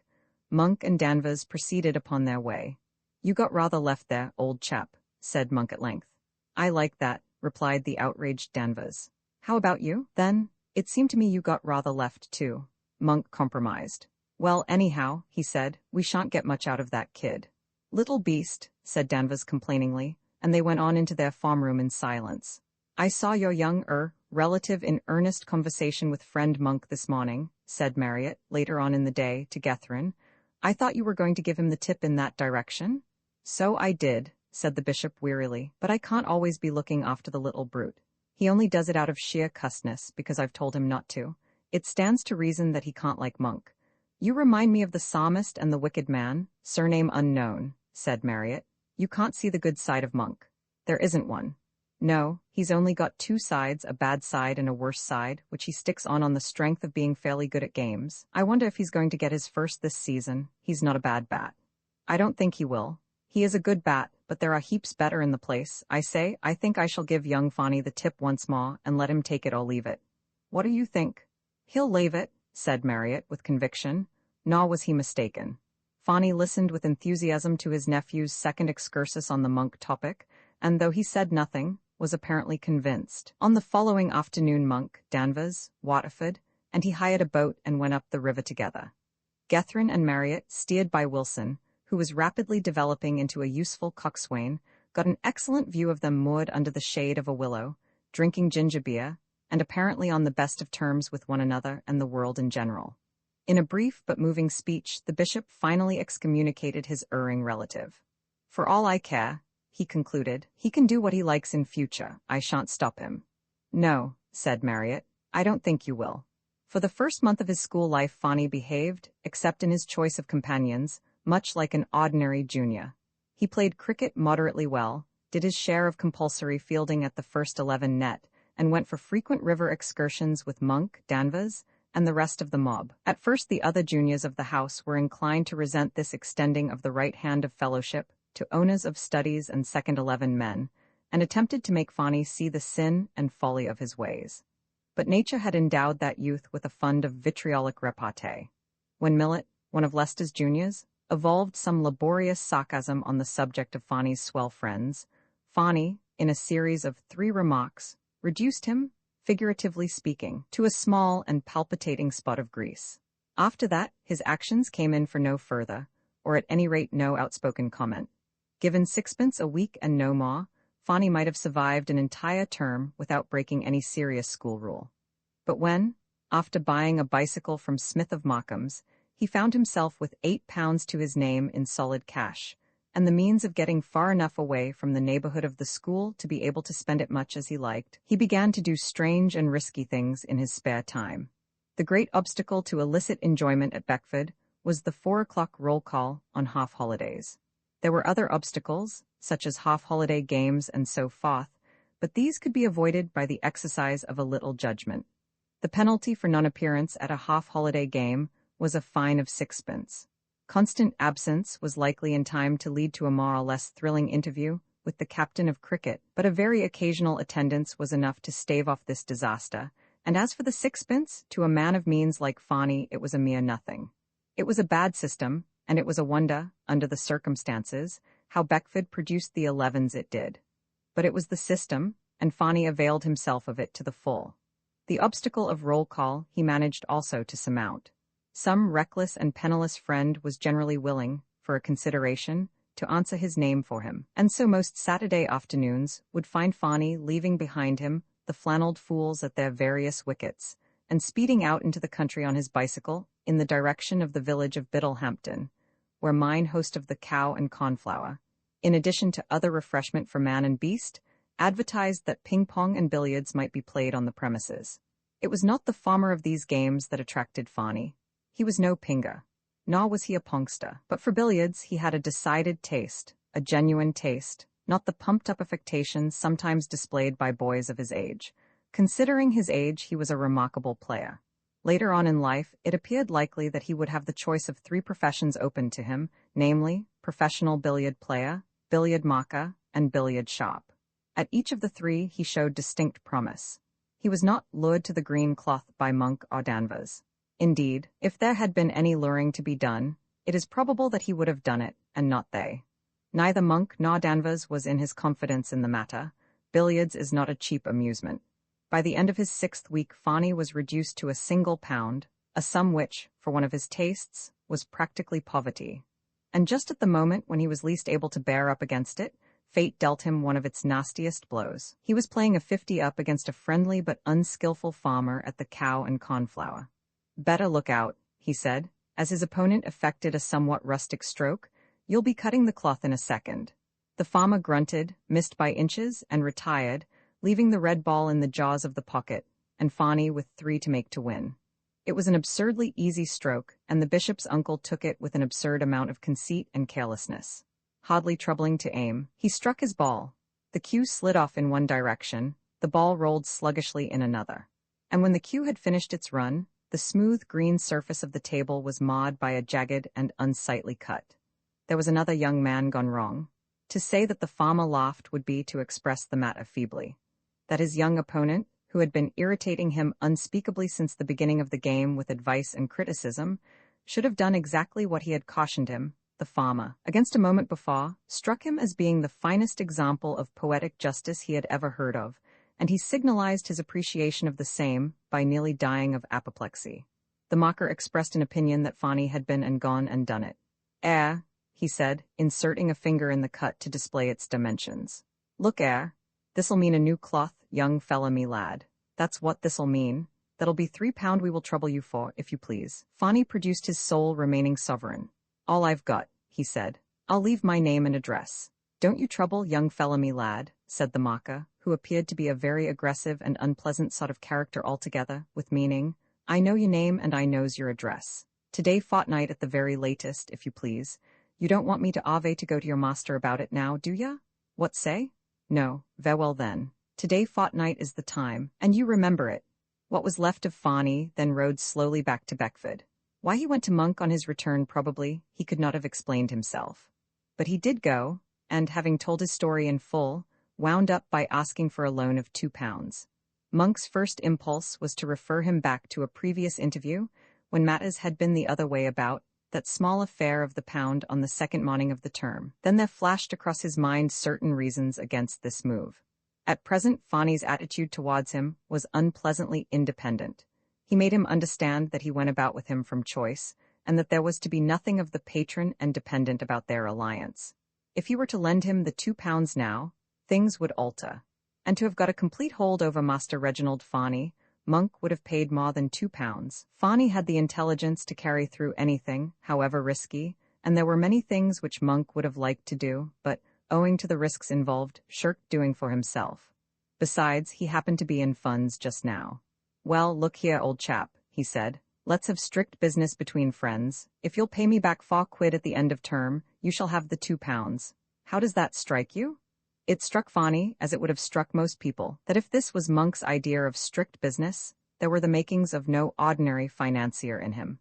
But to get his £2, he would have agreed to anything. And the end of term seemed a long way off. The awkward part of the billiard-playing episode was that the punishment for it, if detected, was not expulsion, but flogging. And Fani resembled the lady in the Ingoldsby legends who didn't mind death, but who couldn't stand pinching. He didn't mind expulsion, he was used to it, but he could not stand flogging. "That'll be all right," he said, and the money changed hands. "VI, and stays there, I say," said Baker of Jeffson's excitedly some days later, reeling into the study which he shared with Norris. "Have you seen the team the MCC.'s bringing down? At nearly every school there is a type of youth who asks this question on the morning of the MCC match."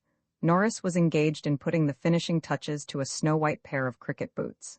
"No. Hullo, where did you raise that spotter? Let's have a look." But Baker proposed to conduct this business in person. It is 10 times more pleasant to administer a series of shocks to a friend than to sit by and watch him administering them to himself. He retained the spotsman and began to read out the team. "Thought Middlesex had a match," said Norris, as Baker paused dramatically to let the name of a world-famed professional sink in. "No, they don't play Surrey till Monday." "Well, if they've got an important match like Surrey on Monday," said Norris disgustedly, "what on earth do they let their best man come down here today for, and fag himself out?" Baker suggested gently that if anybody was going to be fagged out at the end of the day, it would in all probability be the Beckford bowlers, and not a man who, as he was careful to point out, had run up a century a mere 3 days ago against Yorkshire, and who was apparently at that moment at the very top of his form. "Well," said Norris, "he might crock himself or anything. Rank bad policy, I call it. Anybody else?" Baker resumed his reading. A string of unknowns ended in another celebrity. "Blackwell?" said Norris. "Not O.T. Blackwell?" "It says A.T., but," went on Baker, brightening up again, "they always get the initials wrong in the papers. Certain to be O.T., by the way. I suppose you saw that he made 83 against Notts the other day." Norris tried to comfort himself by observing that Notts couldn't bowl for toffee. "Last week, too," said Baker, "he made 146 not out against Malvern for the gentlemen of Warwickshire. They couldn't get him out," he concluded with unction. In spite of the fact that he himself was playing in the match today, and might, under the circumstances, reasonably look forward to a considerable dose of leather hunting, the task of announcing the bad news to Norris appeared to have a most elevating effect on his spirits. "That's nothing extra special," said Norris, in answer to the last item of information. "The Malvern wicket's like a billiard table." "Our wickets aren't bad either at this time of year," said Baker, "and I heard rumors that they had got a record one ready for this match."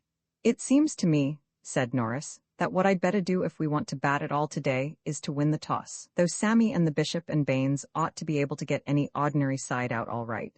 Only this isn't an ordinary side, it's a sort of improved county team. They've got about 4 men who might come off, but the MCCs sometimes have a bit of a tail. We ought to have a look in if we win the toss." "Hope so," said Baker. "I doubt it, though."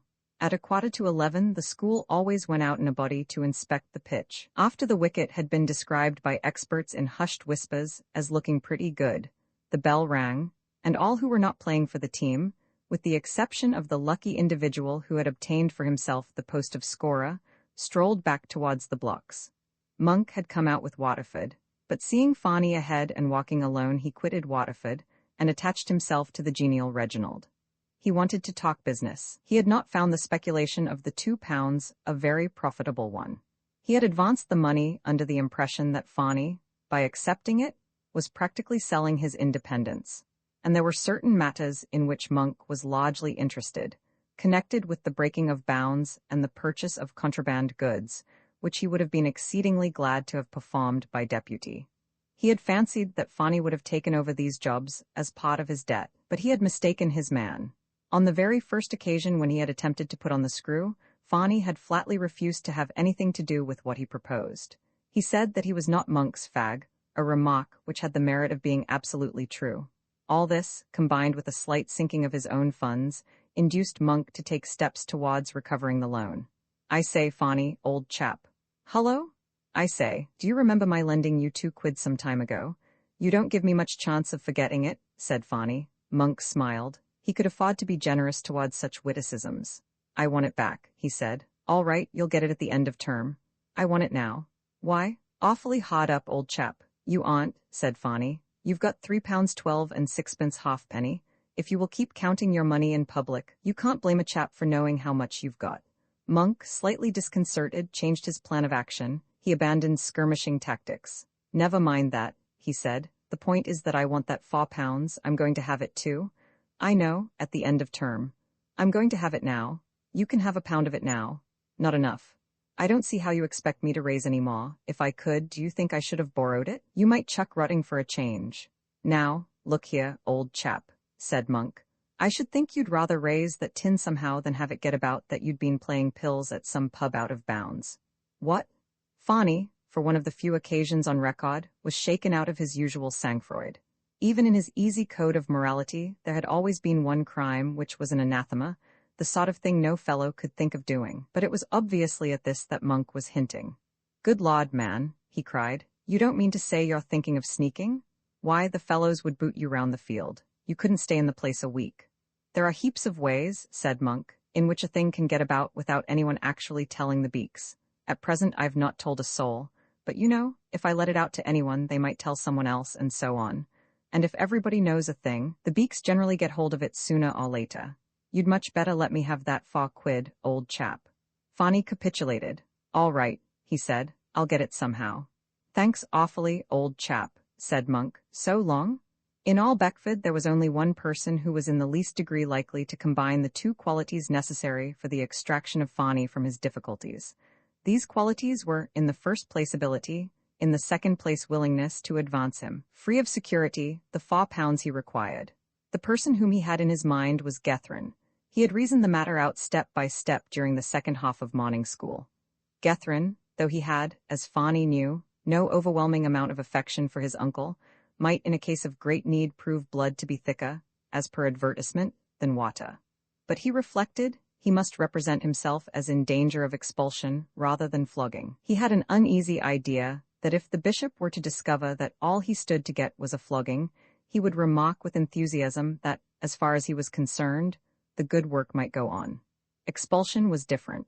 To save a member of his family from expulsion, he might think it worthwhile to pass round the hat amongst his wealthy acquaintances. If 4 plutocrats with 4 sovereigns were to combine, Fani, by their united efforts, would be saved, and he rather liked the notion of being turned into a sort of limited liability company, like the Duke of Plaza Toro, at £1 a share. It seemed to add a certain dignity to his position. To Gethrin's study, therefore, he went directly school was over. If he had reflected, he might have known that he would not have been there while the match was going on. But his brain, fatigued with his recent calculations, had not noted this point. The study was empty. Most people, on finding themselves in a strange and empty room, are seized with a desire to explore the same, and observe from internal evidence what manner of man is the owner.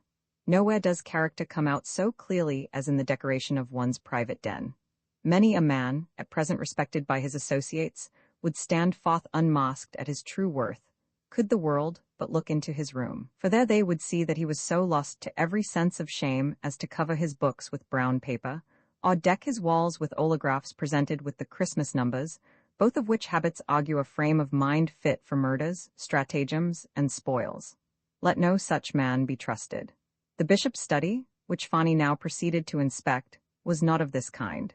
It was a neat study, arranged with not a little taste. There were photographs of teams with the college arms on their plain oak frames, and photographs of relations in frames which tried to look, and for the most part succeeded in looking, as if they had not cost 3 farthings at a Christmas bargain sale. There were snapshots of various moving incidents in the careers of the bishop and his friends.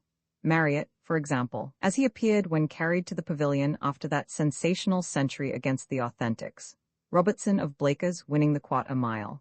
John Brown, Norris's predecessor in the captaincy, and one of the 4 best batsmen Beckford had ever had, batting at the nets.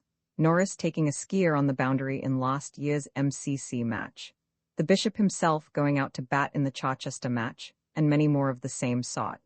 All these Fani observed with considerable interest, but as he moved towards the bookshelf, his eye was caught by an object more interesting still. It was a cash-box, simple and unornamental, but undoubtedly a cash-box, and as he took it up it rattled. The key was in the lock. In a boarding house at a public school, it is not, as a general rule, absolutely necessary to keep one's valuables always hermetically sealed. The difference between meum and tuum is so very rarely confused by the occupants of such an establishment that one is apt to grow careless, and every now and then accidents happen. An accident was about to happen now. It was at first without any motive except curiosity that Fani opened the cash box. He merely wished to see how much there was inside, with a view to ascertaining what his prospects of negotiating a loan with his relative were likely to be.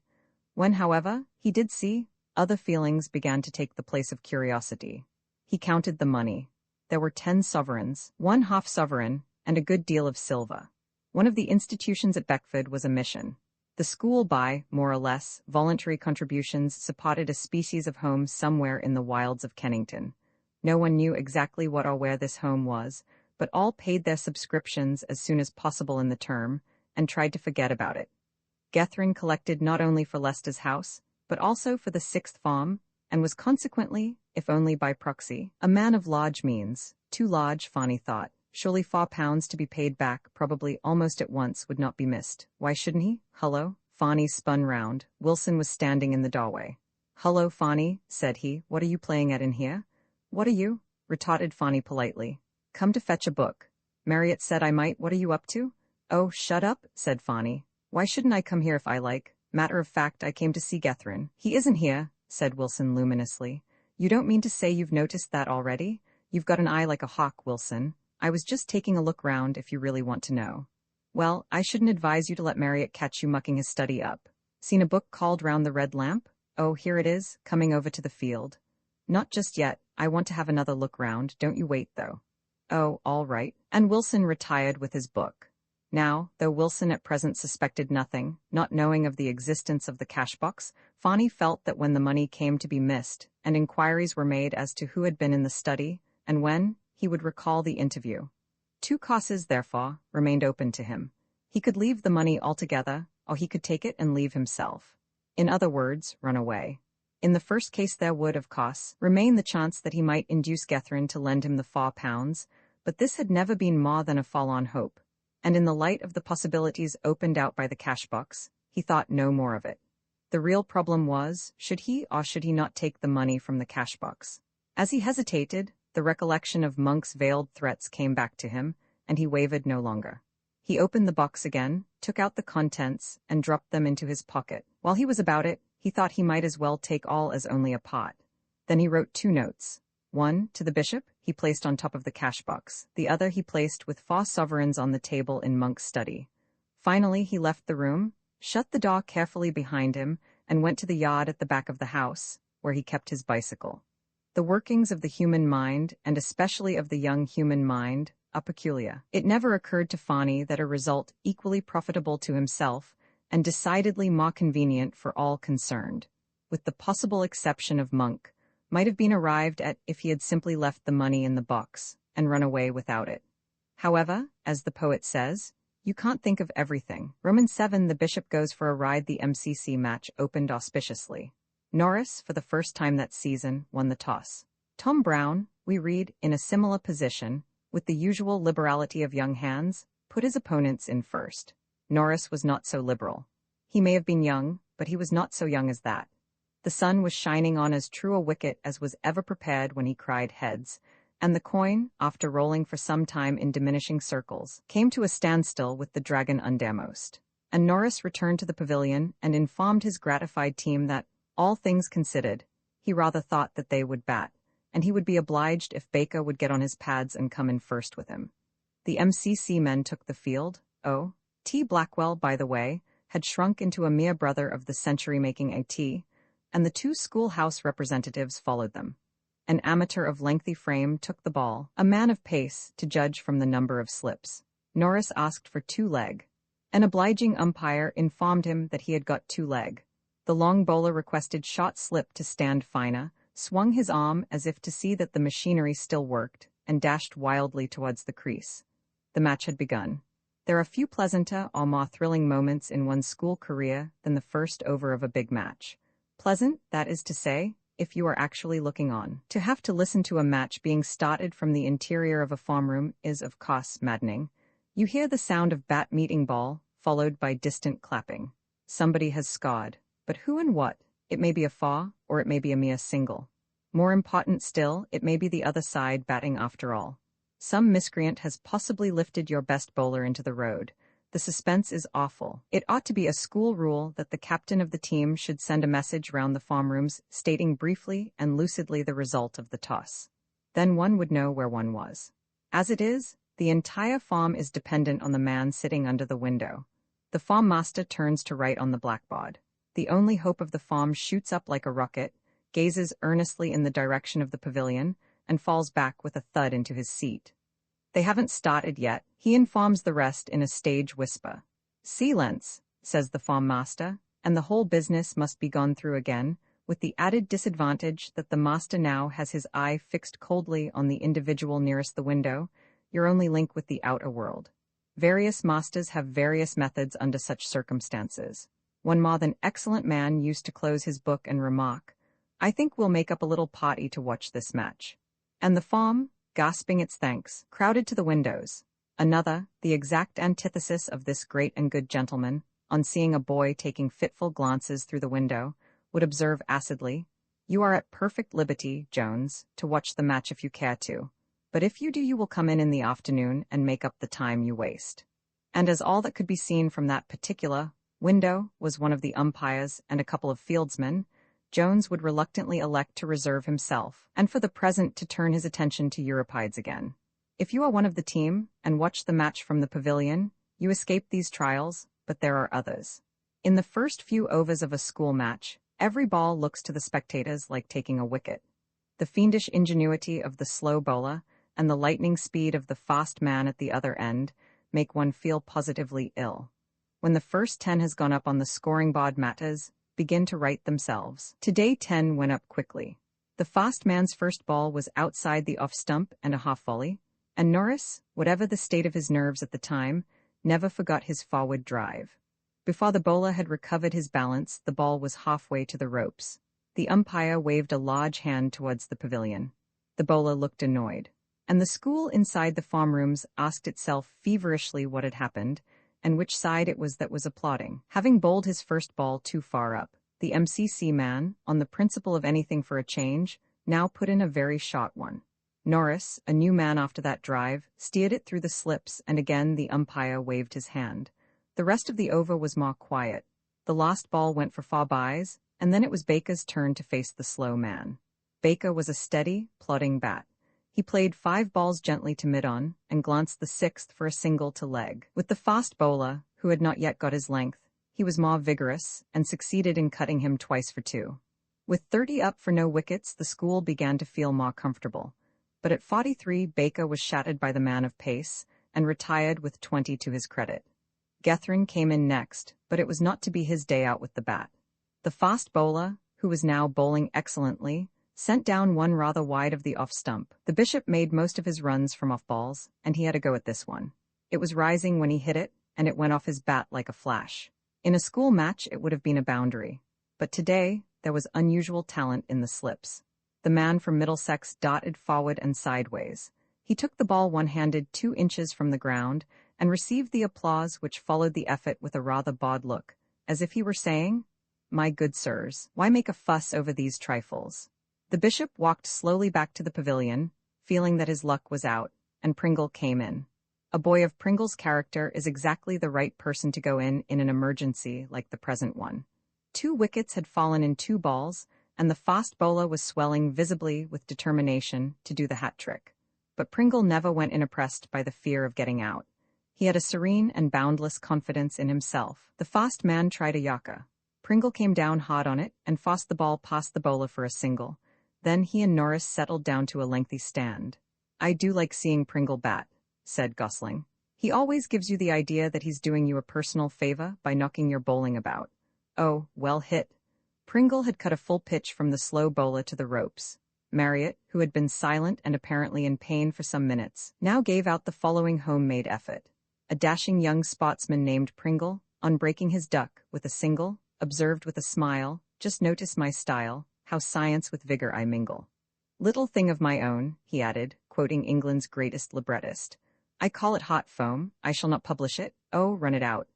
Both Pringle and Norris were evidently in form. Norris was now not far from his 50, and Pringle looked as if he might make anything. The century went up, and a run later Norris off-drove the slow bowler's successor for 3, reaching his 50 by the stroke. "Must be fairly warm work fielding today," said Reese. "By Jove," said Gethrin, "I forgot I left my white hat in the house. Any of you chaps like to fetch it?" There were no offers. Gethrin got up. "Marriott, you slacker, come over to the house." "My good sir, I'm in next. Why don't you wait till the fellows come out of school and send a kid for it? He probably wouldn't know where to find it. I don't know where it is myself. No, I shall go, but there's no need to fag about it yet. Hullo, Norris is out." Norris had stopped a straight one with his leg. He had made 51 in his best manner, and the school, leaving the farm rooms at the exact moment when the fatal ball was being bowled, were just in time to applaud him and realize what they had missed. Gethrin's desire for his hat was not so pressing as to make him deprive himself of the pleasure of seeing Marriott at the wickets. Marriott ought to do something special today. Unfortunately, after he had played out 1 over and hit 2 fours off it, the luncheon interval began.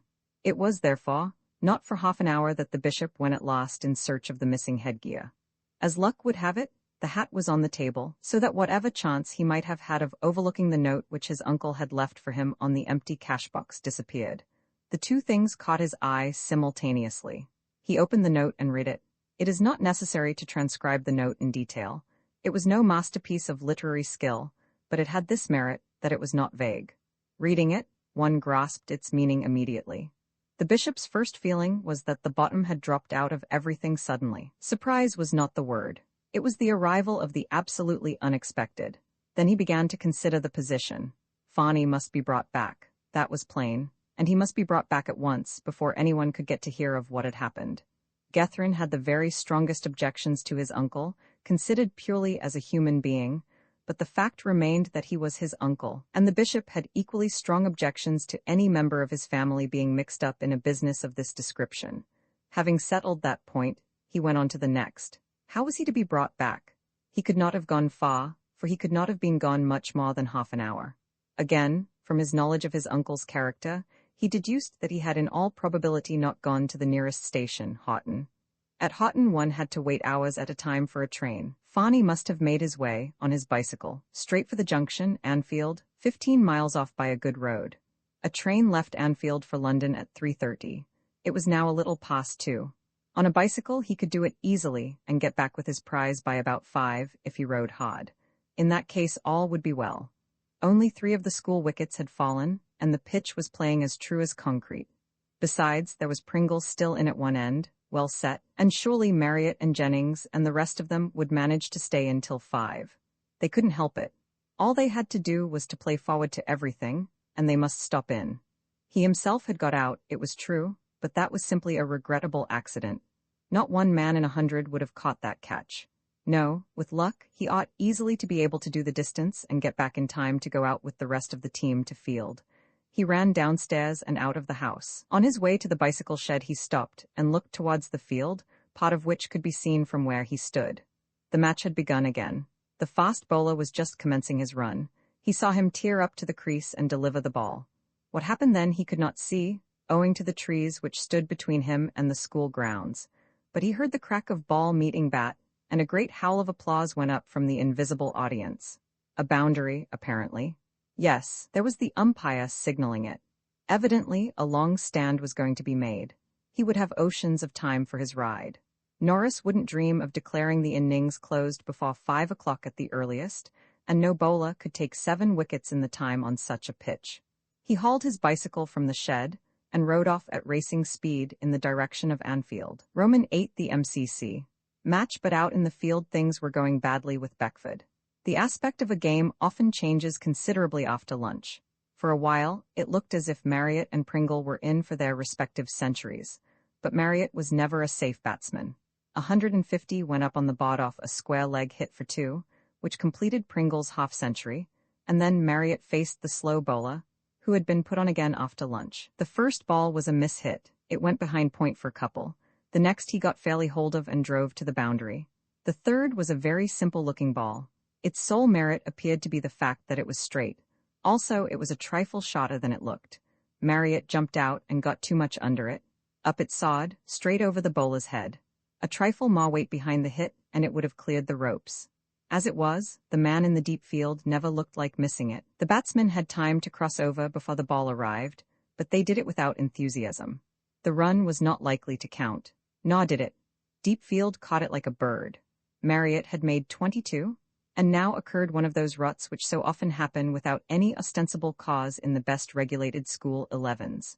Pringle played the 3 remaining balls of the over without mishap, but when it was the fast man's turn to bowl to Bruce, Marriott's successor, things began to happen. Bruce, temporarily insane, perhaps through nervousness, played back at a half volley, and was clean bowled.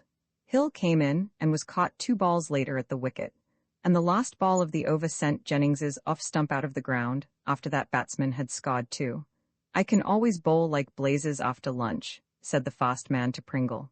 "It's the lobster salad that does it, I think." 4 for 157 had changed to 7 for 159 in the course of a single over. Getherin's calculations, if he had only known, could have done now with a little revision. Gosling was the next man. He was followed, after a brief innings of 3 balls, which realized 8 runs, by Baines. Baines, though abstaining from runs himself, helped Pringle to add 3 to the score, all in singles, and was then yocked by the slow man, who meanly and treacherously sent down, without the slightest warning, a very fast one on the leg stump. Then Rees came in for the last wicket, and the rut stopped. Rees always went in last for the school, and the school in consequence always felt that there were possibilities to the very end of the innings. The lot of a last wicket man is somewhat trying, as at any moment his best innings may be nipped in the bud by the other man getting out. He generally feels that it is hardly worthwhile to play himself in before endeavoring to make runs. He therefore tries to score off every ball, and thinks himself lucky if he gets half a dozen. Rees, however, took life more seriously. He had made quite an art of last wicket batting. Once, against the Butterflies, he had run up 60 not out, and there was always the chance that he would do the same again. Today, with Pringle at the other end, he looked forward to a pleasant hour or 2 at the wicket. No bowler ever looks on the last man quite in the same light as he does the other 10. He underrates him instinctively. The MCC fast bowler was a man with an idea.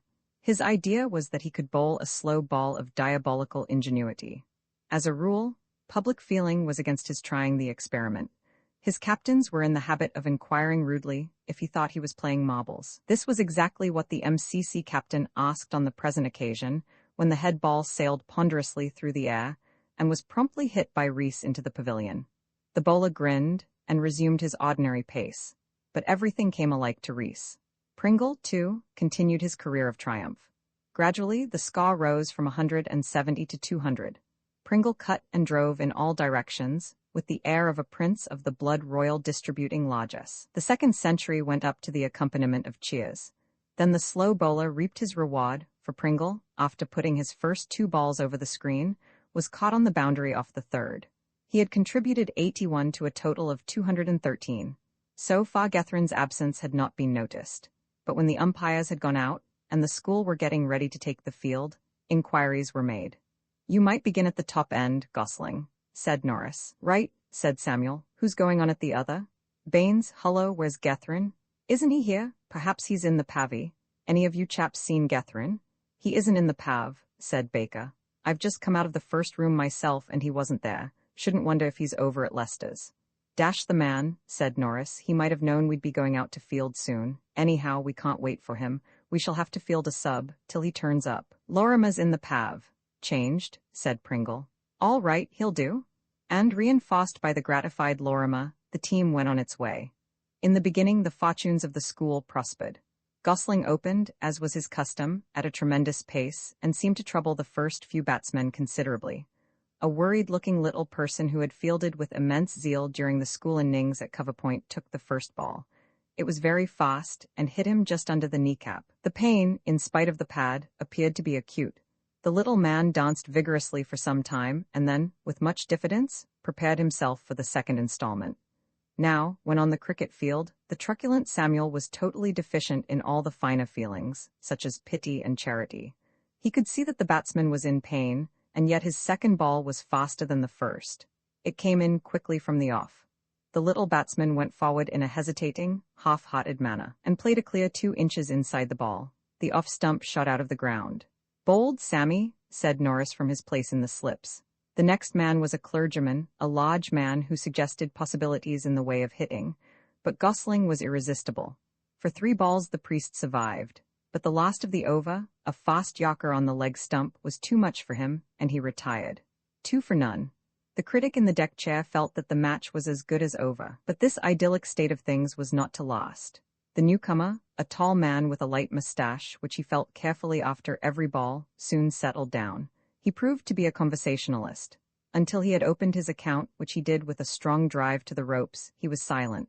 When, however, he had seen the ball safely to the boundary, he turned to Reese and began. Rather a nice one, that. Eh, what? Yes, got it just on the right place, you know. Not a bad bat this, is it? What? Yes, one of Slogbury and Wangham's Sussex spankers, don't you know? Chose it myself, had it in pickle all the winter. Yes. Play, sir, from the umpire. Eh, what? Oh, right, yes, good make these Sussex spankers. Oh, well fielded.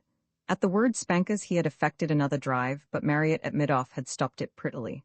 Soon it began to occur to Norris that it would be advisable to have a change of bowling.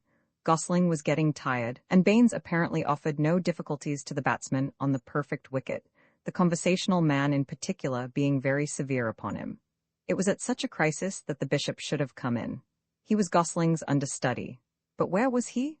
The innings had been in progress over half an hour now, and still there were no signs of him. A man, thought Norris, who could cut off during the MCC match of all matches, probably on some rotten business of his own, was beyond the pale and must, on reappearance, be fallen upon and rent. Here something small and red whizzed at his face.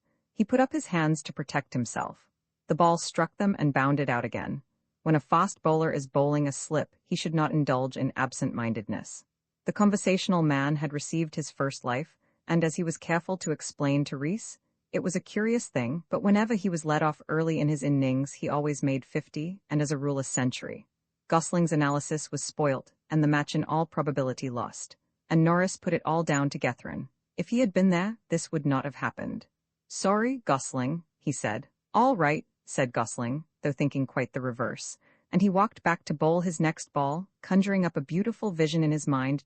Douglas and Brond were fielding slip to him in the vision, while in the background Norris appeared, in a cauldron of boiling oil. "Tut, tut," said Baker facetiously to the raging captain. Baker's was essentially a flippant mind. Not even a moment of solemn agony, such as this, was sacred to him. Norris was icy and severe. "If you want to rot about, Baker," he said, "perhaps you'd better go and play stump cricket with the juniors." "Well," retorted Baker, with great politeness, "I suppose seeing you miss a gaper like that right into your hands made me think I was playing stump cricket with the juniors." At this point, the conversation ceased, Baker suddenly remembering that he had not yet received his first 11 colours, and that it would therefore be rash to goad the captain too freely, while Norris, for his part, recalled the fact that Baker had promised to do some Latin verse for him that evening, and might, if crushed with some scathing repartee, refuse to go through with that contract. So there was silence in the slips. The partnership was broken at last by a lucky accident. The conversationalist called his partner for a short run, and when that unfortunate gentleman had sprinted some 20 yards, reconsidered the matter and sent him back. Reese had the bails off before the victim had completed a third of the return journey. For some time after this, matters began to favor the school again. With the score at 105, 3 men left in 2 overs, one bowled by Gosling, the others caught at point and in the deep off Jennings, who had deposed Baines. 6 wickets were now down, and the enemy still over 100 behind. But the MCC in its school matches has this peculiarity. However badly it may seem to stand, there is always something up its sleeve. In this case it was a professional, a man indecently devoid of anything in the shape of nerves. He played the bowling with a stolid confidence, amounting almost to contempt, which struck a chill to the hearts of the school bowlers. It did worse. It induced them to bowl with the sole object of getting the conversationalist at the batting end, thus enabling the professional to pile up an unassuming but rapidly increasing score by means of threes and singles. As for the conversationalist, he had made 30 or more, and wanted all the bowling he could get. "It's a very curious thing," he said to Reese, as he faced Gosling, after his partner had scored a 3 off the first ball of the over, "but some fellows simply detest fast bowling. He never finished the sentence. When he spoke again it was to begin a new one. "How on earth did that happen?" he asked. "I think it bowled you," said Reese stolidly, picking up the 2 stumps which had been uprooted by Gosling's express. Yes, but how, dash it? What I can't underst. Most curious thing I ever dash it all, you know. He drifted off in the direction of the pavilion, stopping on the way to ask Shot Leg his opinion of the matter. Bold Sammy, said Reese, putting on the bails. Well, bold, Gosling, growled Norris from the slips. Sammy the marvel, by Jove, said Marriott. Switch it on, Samuel, more and more. I wish Norris would give me a rest. Where on earth is that man Gethrin? Rum, isn't it? There's going to be something of a row about it. Norris seems to be getting rather shirty. Hullo, here comes the deathless author. The author referred to was the new batsman, a distinguished novelist who played a good deal for the MCC. He broke his journey to the wicket to speak to the conversationalist, who was still engaged with Shot Leg. Bates, old man, he said, if you're going to the pavilion you might wait for me. I shall be out in an hour or two. Upon which Bates, awaking suddenly to the position of affairs, went on his way. With the arrival of the deathless author, an unwelcome change came over the game. His cricket style resembled his literary style. Both were straightforward and vigorous. The first 2 balls he received from Gosling, he drove hard past cover point to the ropes. Gosling, who had been bowling unchanged since the innings began, was naturally feeling a little tired. He was losing his length and bowling more slowly than was his wont. Norris now gave him a rest for a few overs, Bruce going on with rather innocuous medium left-hand bowling. The professional continued to jog along slowly. The novelist hit.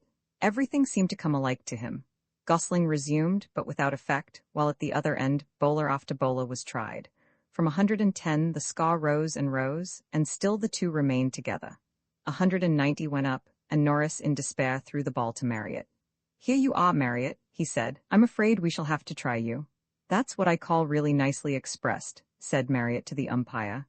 Yes, over the wicket. Marriott was a slow, house match sort of bowler. That is to say, in a house match he was quite likely to get wickets, but in a first 11 match such an event was highly improbable. His bowling looked very subtle, and if the ball was allowed to touch the ground, it occasionally broke quite a remarkable distance. The forlorn hope succeeded. The professional for the first time in his innings took a risk. He slashed at a very mild ball, almost a wide on the offside. The ball touched the corner of the bat, and sawed up in the direction of cover point, where Pringle held it comfortably. There you are, said Marriott. When you put a really scientific bowler on you're bound to get a wicket. Why on earth didn't I go on before, Norris? You wait, said Norris. There are 5 more balls of the over to come.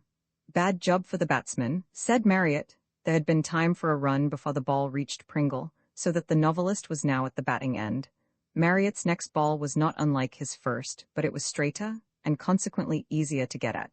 The novelist hit it into the road. When it had been brought back, he hit it into the road again. Marriott suggested that he had better have a man there.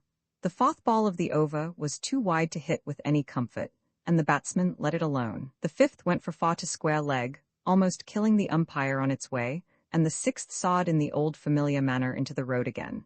Marriott's over had yielded exactly 22 runs, 4 to win and 2 wickets to fall. I'll never read another of that man's books as long as I live, said Marriott to Gosling, giving him the ball. You're our only hope, Sammy. Do go in and win. The new batsman had the bowling. He snicked his first ball for a single, bringing the novelist to the fore again, and Samuel Wilberforce Gosling vowed a vow that he would dismiss that distinguished novelist. But the best intentions go for nothing when one's arm is feeling like lead. Of all the miserable balls sent down that afternoon, that one of Gosling's was the worst. It was worse than anything of Marriott's. It flew sluggishly down the pitch well outside the leg stump. The novelist watched it come, and his eye gleamed. It was about to bounce for the second time when, with a pleased smile, the batsman stepped out. There was a loud, musical report, the note of a bat when it strikes the ball fairly on the driving spot. The man of letters shaded his eyes with his hand and watched the ball diminish in the distance. I rather think, said he cheerfully, as a crash of glass told of its arrival at the pavilion, that does it. He was perfectly right. It did. Roman 9, the bishop finishes his ride. Gethrin had started on his ride handicapped by 2 things. He did not know his way after the first 2 miles, and the hedges at the roadside had just been clipped, leaving the roads covered with small thorns. It was the former of these circumstances that first made itself apparent. For 2 miles the road ran straight, but after that it was unexplored country. The bishop, being in both cricket and football teams, had few opportunities for cycling. He always brought his machine to school, but he very seldom used it. At the beginning of the unexplored country, an irresponsible person recommended him to go straight on. He couldn't miss the road, said he. It was straight all the way. Gethryn thanked him, rode on, and having gone a mile came upon 3 roads, each of which might quite well have been considered a continuation of the road on which he was already. One curved gently off to the right, the other 2 equally gently to the left. He dismounted, and the feelings of gratitude which he had borne towards his informant for his lucid directions vanished suddenly. He gazed searchingly at the 3 roads, but to single out one of them as straighter than the other 2 was a task that baffled him completely. A signpost informed him of 3 things. By following Road 1 he might get to Brindleham, and ultimately, if he persevered, to Cawdon. Road number 2 would lead him to old inns, whatever they might be, with the further inducement of Little Benbury, while if he cast in his lot with Road 3, he might hope sooner or later to arrive at Much Middlefold on the hill, and Lesser Middlefold in the vale. But on the subject of Anfield and Anfield Junction, the bard was silent. 2 courses lay open to him. Should he select a route at random, or wait for somebody to come and direct him? He waited. He went on waiting. He waited a considerable time, and at last, just as he was about to trust to luck and make for Much Middlefold on the hill, a figure loomed in sight, a slow-moving man, who strolled down the Old Inns Road at a pace which seemed to argue that he had plenty of time on his hands. "I say, can you tell me the way to Anfield, please?" said the bishop as he came up. The man stopped, apparently rooted to the spot. He surveyed the bishop with a glassy but determined stare from head to foot. Then he looked earnestly at the bicycle, and finally, in perfect silence, began to inspect the bishop again. He said at length. "Can you tell me the way to Anfield?" "Anfield? Yes, how do I get there?" The man perpended, and when he replied did so after the style of the late and great Ollendorff. "Old Inns," he said dreamily, waving a hand down the road by which he had come. "Be over there." Yes, I know," said Gethryn. "Was born at Old Inns, I was," continued the man, warming to his subject. "Lived there 55 years, I have. You go straight down the road and you come to Old Inns. Yes, that be the way to Old Inns." Gethryn nobly refrained from rending the speaker limb from limb. "I don't want to know the way to Old Inns," he said desperately. "Where I want to get is Anfield. Anfield, you know? Which way do I go?"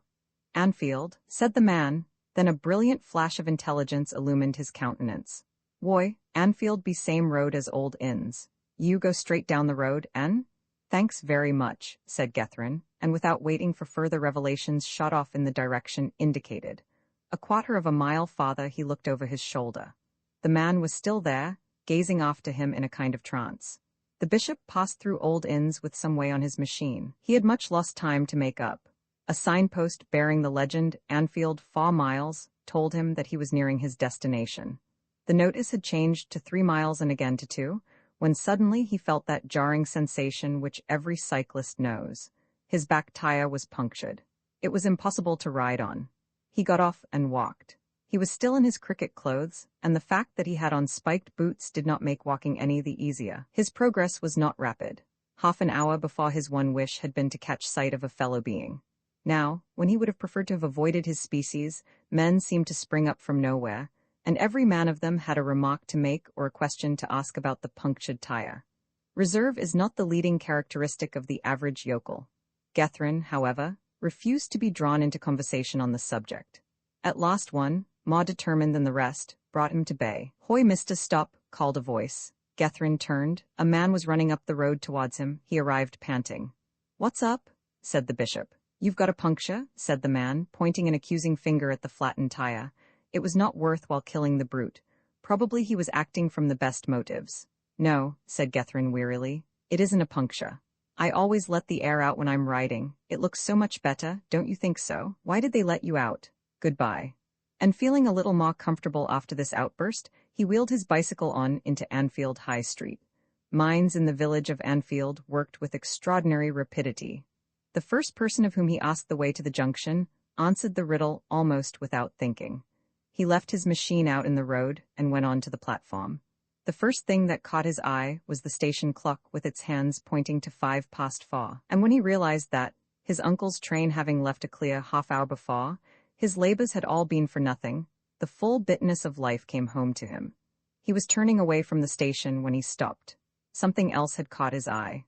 On a bench at the extreme end of the platform sat a youth, and a further scrutiny convinced the bishop of the fact that the youth was none other than Master Reginald Fawney, late of Beckford and Shotley.